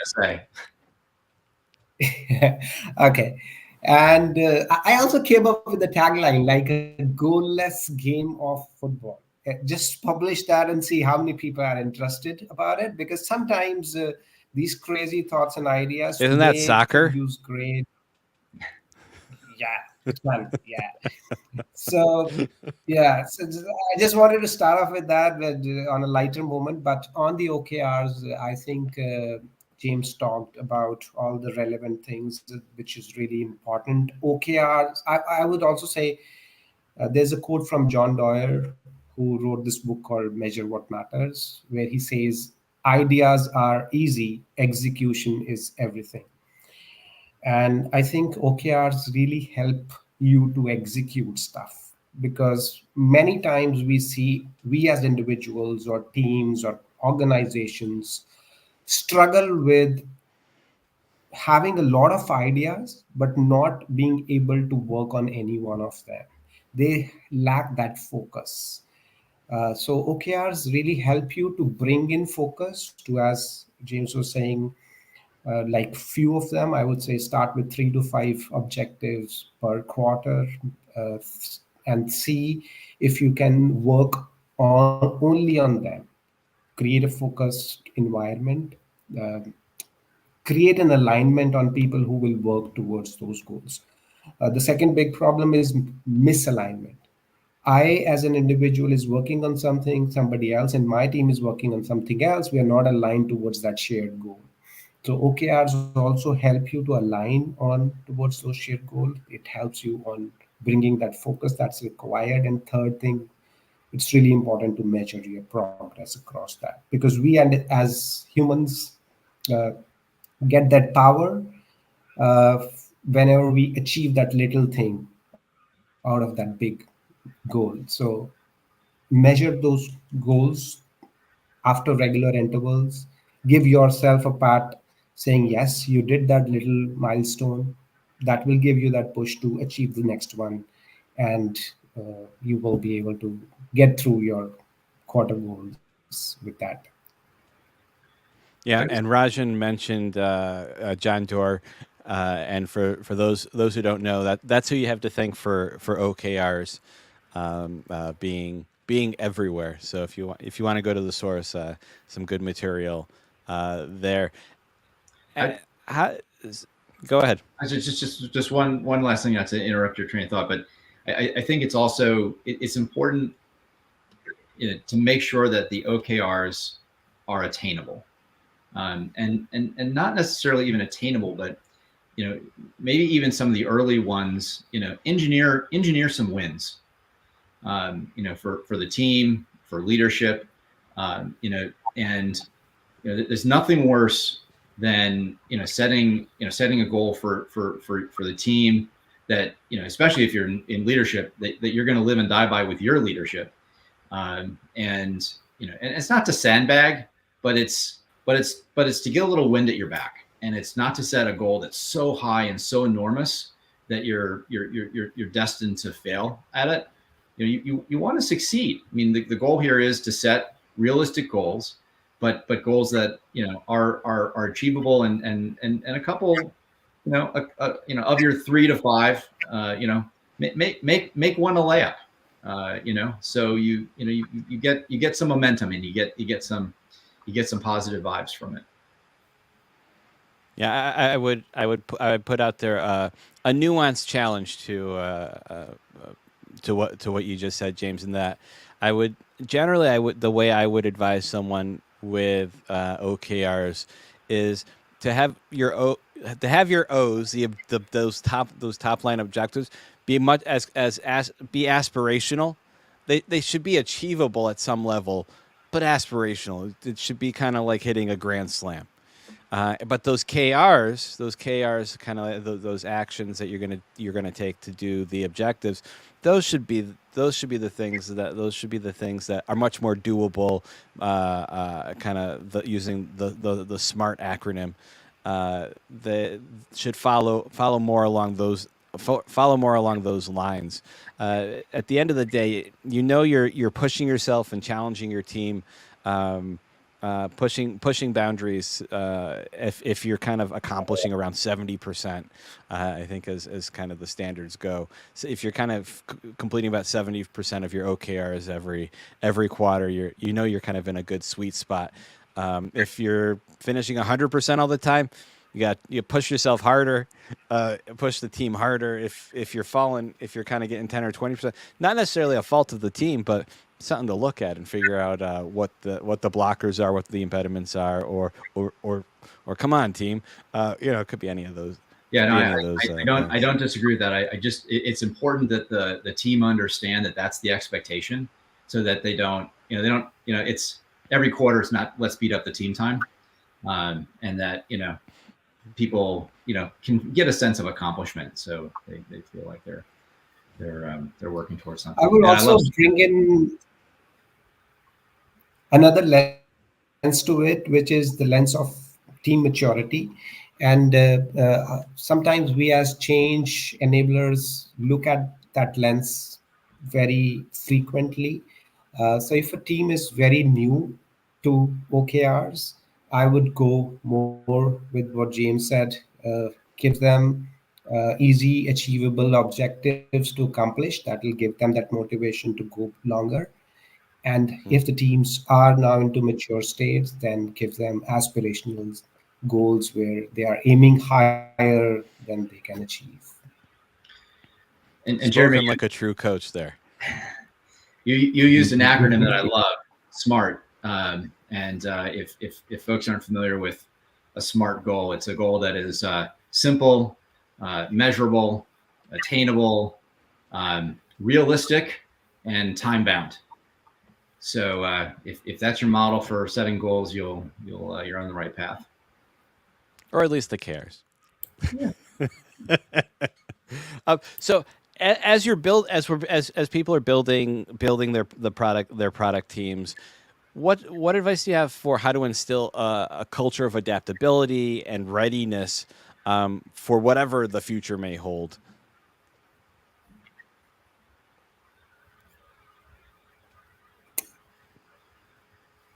I'm going to go with James since I don't have to click anything. I'm going to go with Rajan again. Oh, man, did it to me. Rajan, it's you. Go for it. I was just asking, say more about this question. Can you elaborate a little more? Yeah. How do you... Can you hear me? How do you... Yes, we can. How do you instill a culture of adaptability and readiness because we were talking earlier about building product people, now we're talking about building product teams. And so how do you get a product team that is able to adapt, is able to adjust to whatever the next trends are? Like right now we're talking about AI and everyone's kind of scrambling to figure out how to make that part of their strategy. We don't know what's coming next.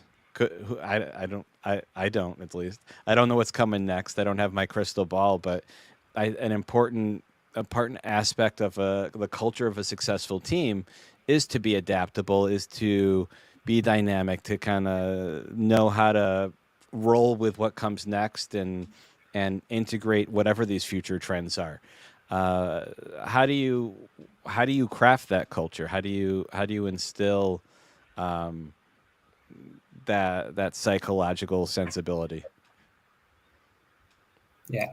So there is a learning model called Shuhari. I will fall on that model to answer this question, where Shu stage is the stage where the teams or an individual is learning as it's said in the book.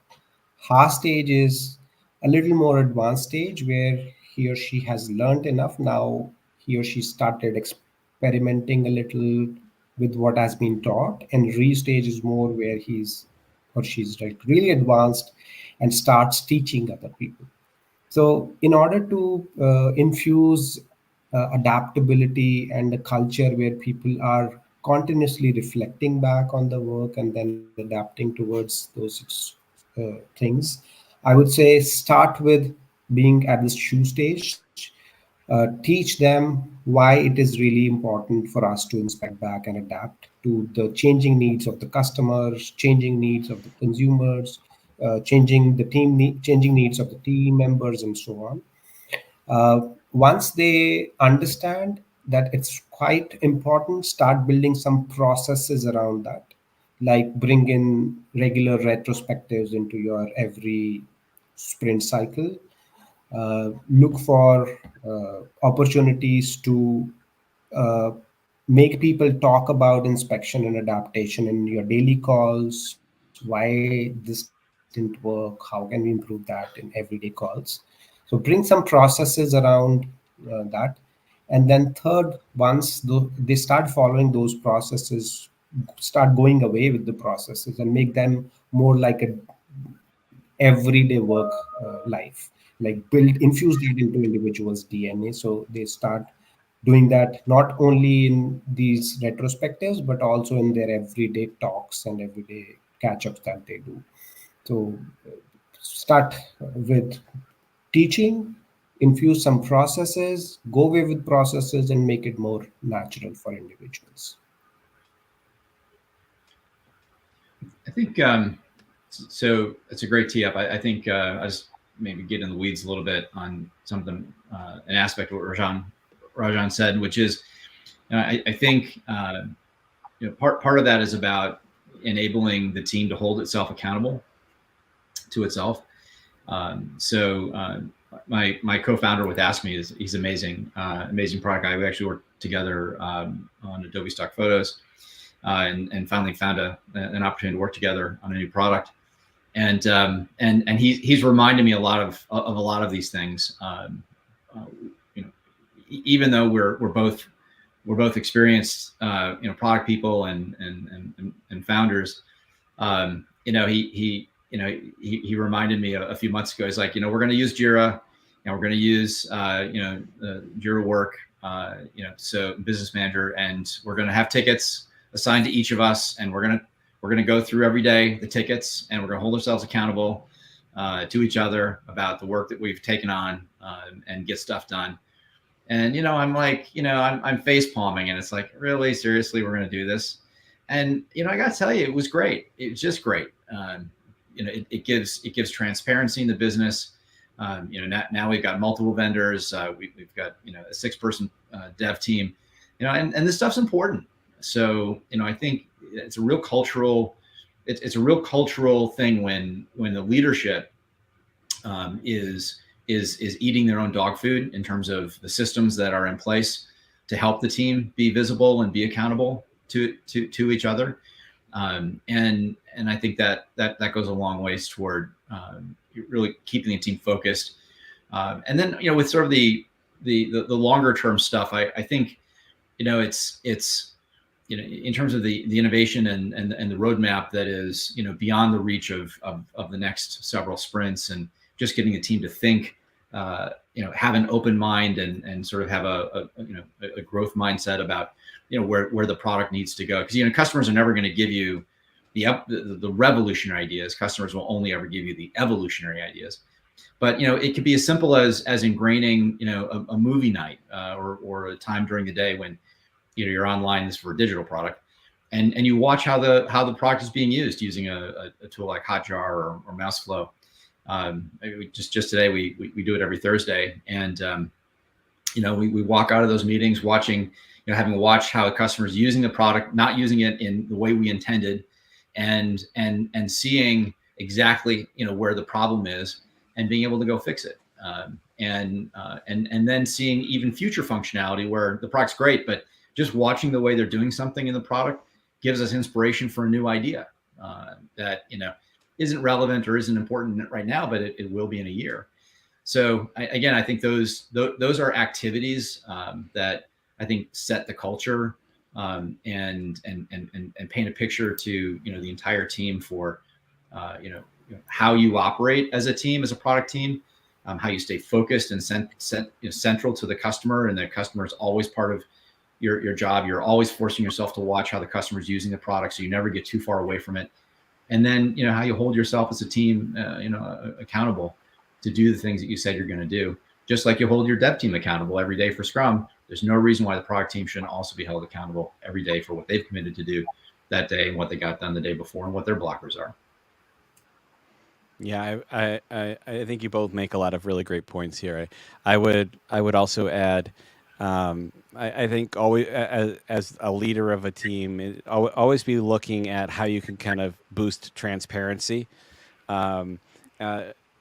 Not just transparency as to like what's coming up next, but transparency into what you know, what you don't know, what you could use help with, and involve as many people as you can in actually helping and solving a problem, the harder problems. And I think I would be remiss in not bringing up and kind of transition to my kind of the last question for this segment, in that the involving people in kind of those harder things. I think something that might not have happened in a lot of places on this topic. And that what do you see in forming product teams and creating this? What do you see as the role of remote work, of hybrid work, in these structure in the structure of product teams? Are these things remote? Is it something to be embraced, banished, et cetera, et cetera? James, I'll go to you. And I just know I'm just going to put Rajan on the screen when I go to James. Here we go. I'm kidding. James, go ahead. Go ahead. I gotta tell you, I miss the office. I miss having a place to, walk down the hall and stick my head in someone's office and, talk about a problem impromptu, or, walk to a conference room and, get in front of a whiteboard and work through an issue. These tools are great. I mean, it's phenomenal to think about, what a pandemic has done technically to move, the entire population of a planet toward, towards a new way of working, which is towards amazing. The metaverse. Towards well, I don't know if we're quite there yet, but it's and I've got my goggles right here. I'm ready when the day comes with my my Oculus. Mine are down there. Yeah. I mean, I'm pretty good at Beat Saber, but I haven't taken it out in probably a year, which tells you how useful it is as a tool. But I think you mean you don't have your meetings in Beat Saber? I do not. Although that would be increase awesome. Attendance. Yeah, wouldn't it?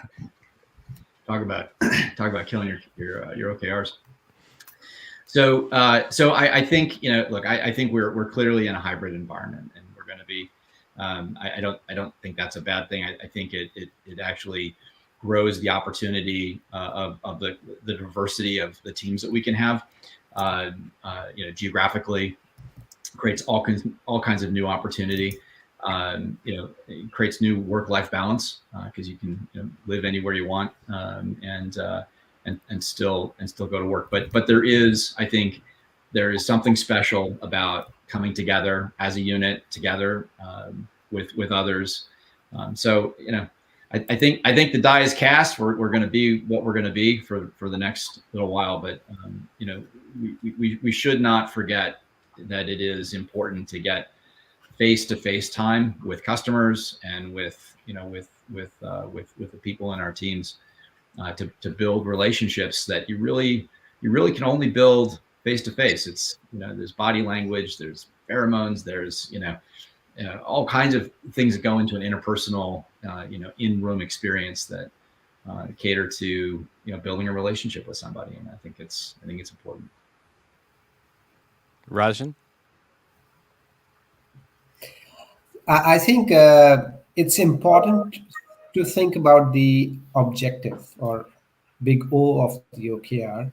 Why are we actually doing, or what is the goal that we want to achieve? And I would say the objective here would be to get people work together in a collaborative way and burst silos.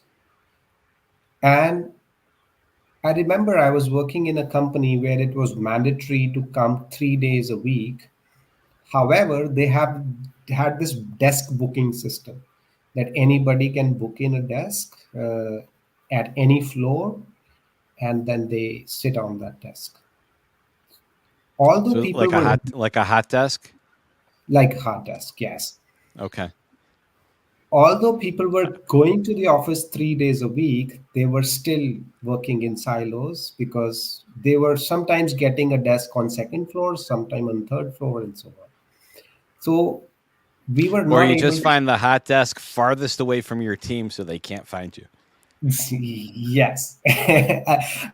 Even more way, even better way to be unproductive.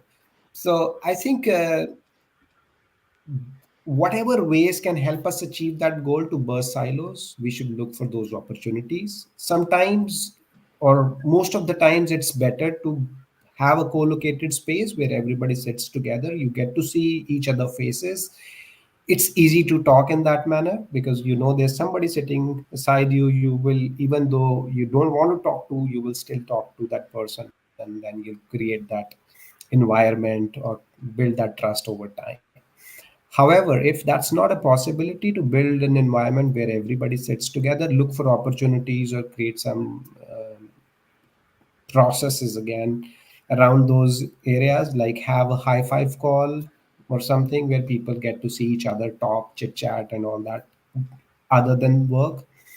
Look for enough time over different time zones. If you're having teams in different time zones, look for opportunities where teams at least have 2 to 3 hours of overlapping time with each other, and encourage those behaviors where you see people are collaborating more often. So look for that, have that big objective in mind, and then look for ways to work around to achieve that objective rather than just fixing a process saying you need to be in the office 3 days a week.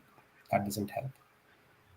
Yeah, I think you both brought up some really important points here, especially with respect to the pros and the cons of working at home, coming into the office, and I think especially as we talk about kind of psychological safety, about increasing transparency. I think something that I've found has been kind of lost in a lot of ways from the conversation, especially when you read online. People come down on one side, like everyone's got to go back to the office, or no, we need to all stay home. When you read a lot of that online, you hear it from a lot of other CEOs, especially that I work with in the Fortune 500 world. A lot of these decisions, a lot of this was made almost anecdotally. All these data-driven companies making anecdotal decisions about what felt right, and as opposed to, which is what I'd recommend in a lot of ways, is talk about why do you want people back into the office? What problem are we really trying to solve here? And I think, James, you brought up some good points. You missed those kind of bumping into someone in the hallway and then all of a sudden coming up with a new idea, that level of creativity. And there's studies that point to creativity is down in some places, but there's other studies that point out to increased productivity from working from home. So there's pros and there's cons, and I think the best way to kind of tackle this, and especially when you're talking about creating a team, creating the structure, creating the processes around it, is to figure out what are those problems you want to solve. What are the characteristics of the team? Not about work from home or not work from home, but figure out what those structures are, what those goals are. And I think from that, I think a lot of companies would be better served having that conversation, and then going, oh, look, working from home will help solve this problem. Oh, coming into the office on these days will solve that problem, and kind of together coming along to those solutions. I think would have been for a lot of places a much better way to maybe tackle these challenges. And so with that said, I want to transition to our last segment, because we had all this trivia earlier in the show. So now it's time.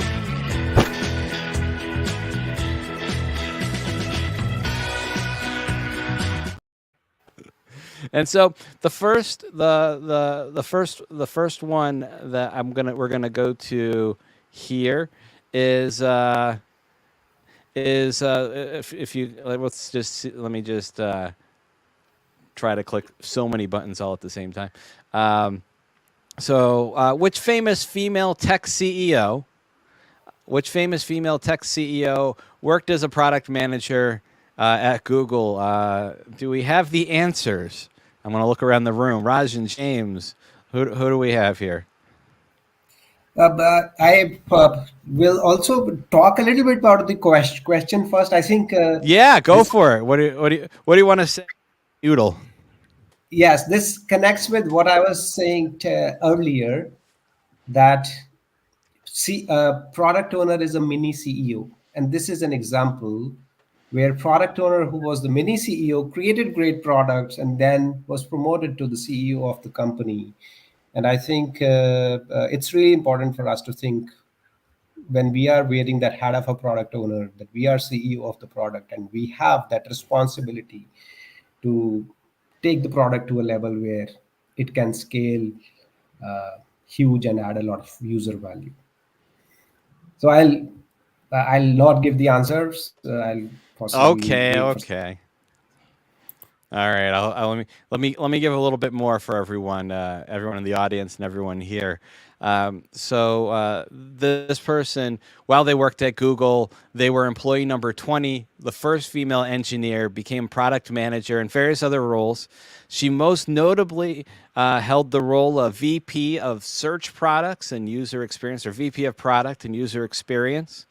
Later, went on to work at Yahoo, was a regular on Fortune's Power List, and today is co-founder and CEO yet again at an AI startup focused on a suite of products centered on relationships, contacts, birthdays, circles, doing AI.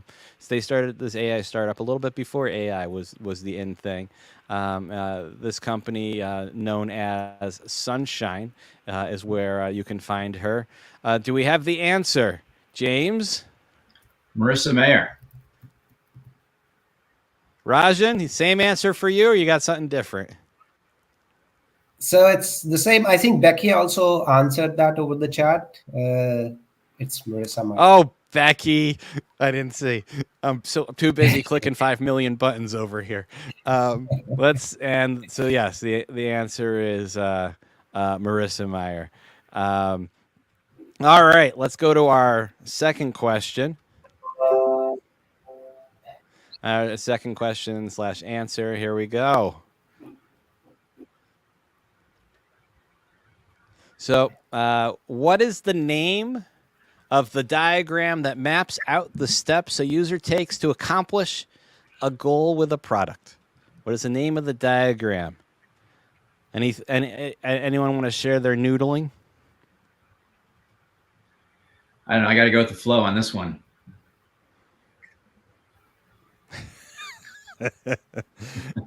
So it was first used in 1985.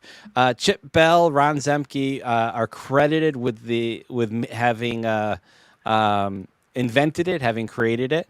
It was first discussed in their book Service Wisdom. It was published in 1989 for creating and maintaining the customer service edge.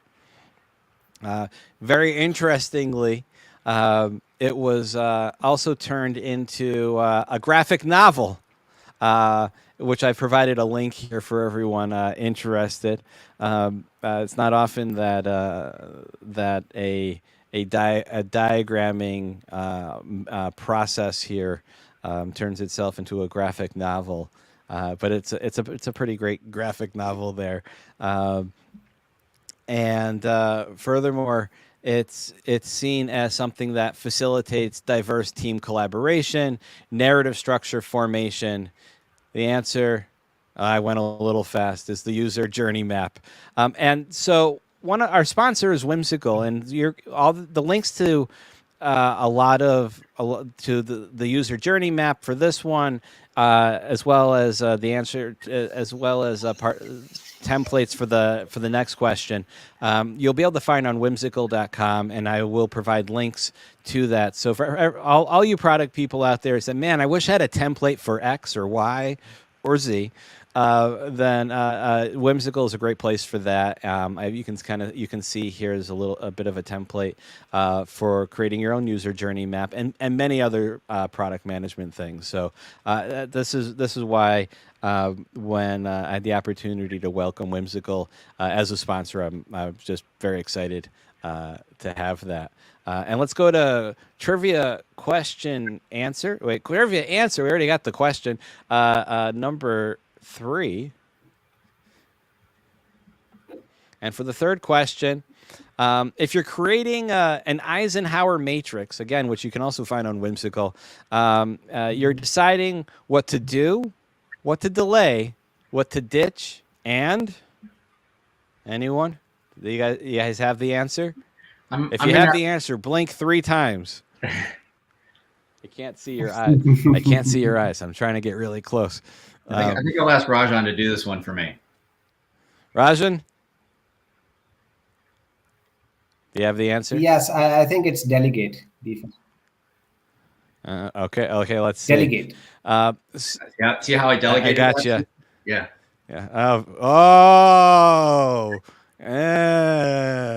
All right. So some interesting facts about the Eisenhower matrix.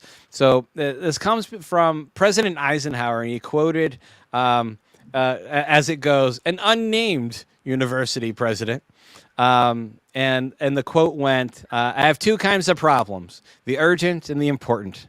The urgent are not important, and the important are never urgent.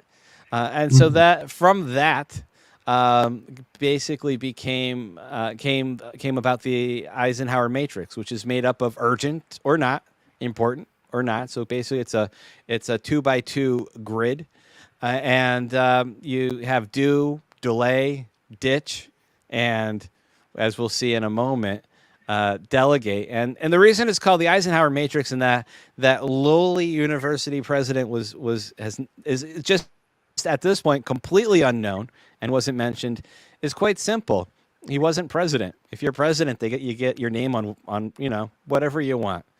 And so, yes, it was delegate. So I'm not able to see the comments at the moment, but if other people got that, congratulations.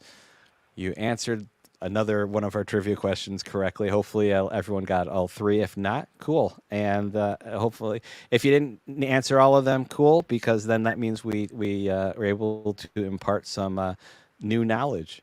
And so with that said, I just want to... You can find links to Whimsical and the templates we use today down in the description. For over 5 years, Whimsical has been building and dogfooding better tools for solving product challenges. The result is a complete documentation stack that's empowered their team to align with what they're building and reach their next goals faster. They and I are excited to share Whimsical with other product people trying to build the next great thing.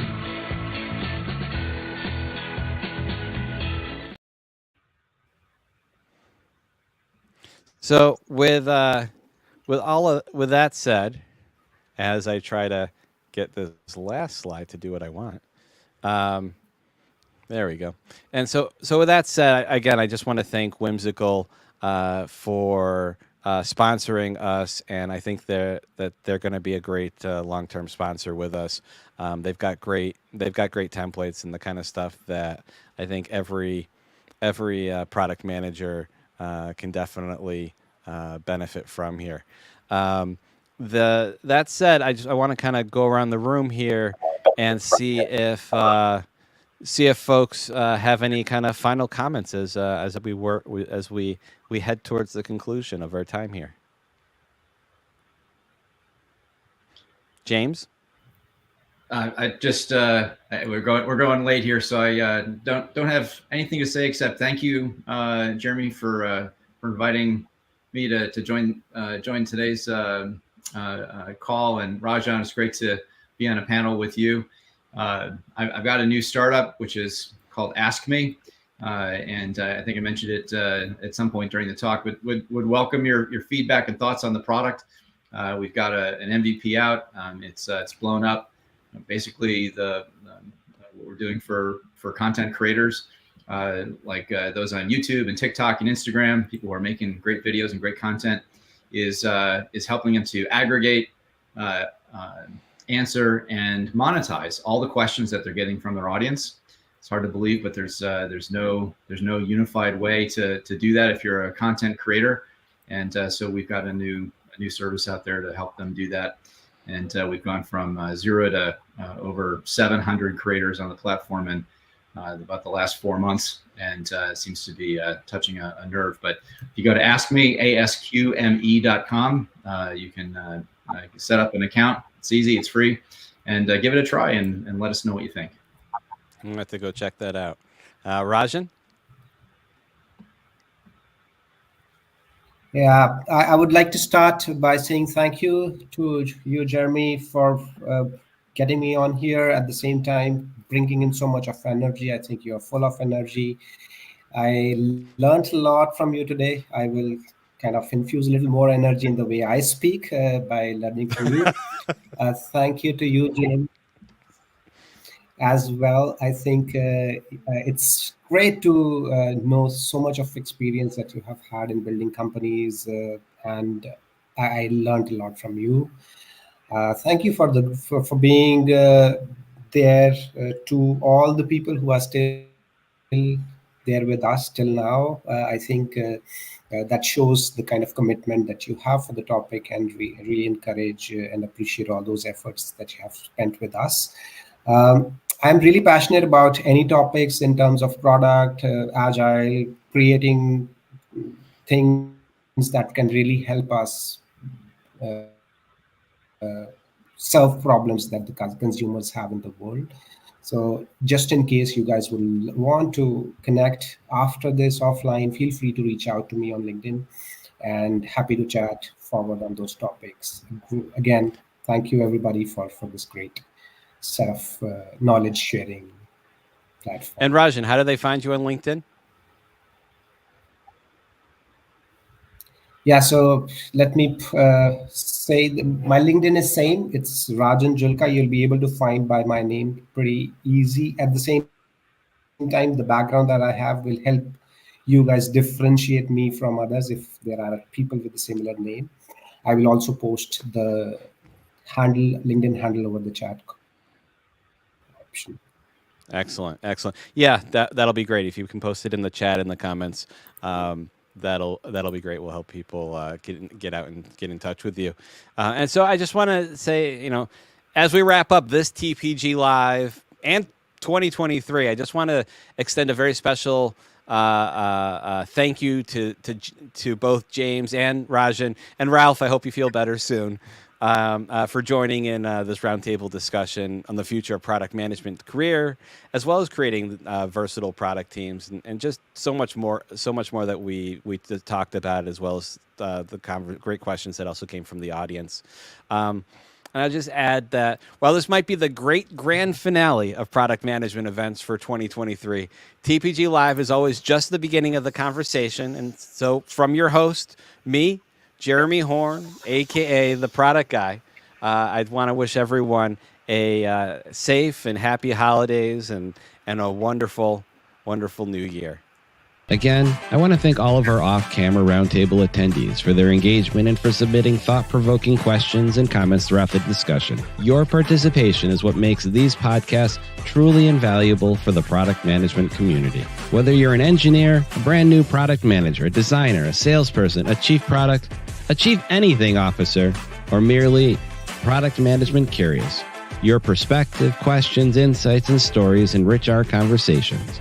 We invite you to be part of our on-screen roundtable and engage in these lively discussions.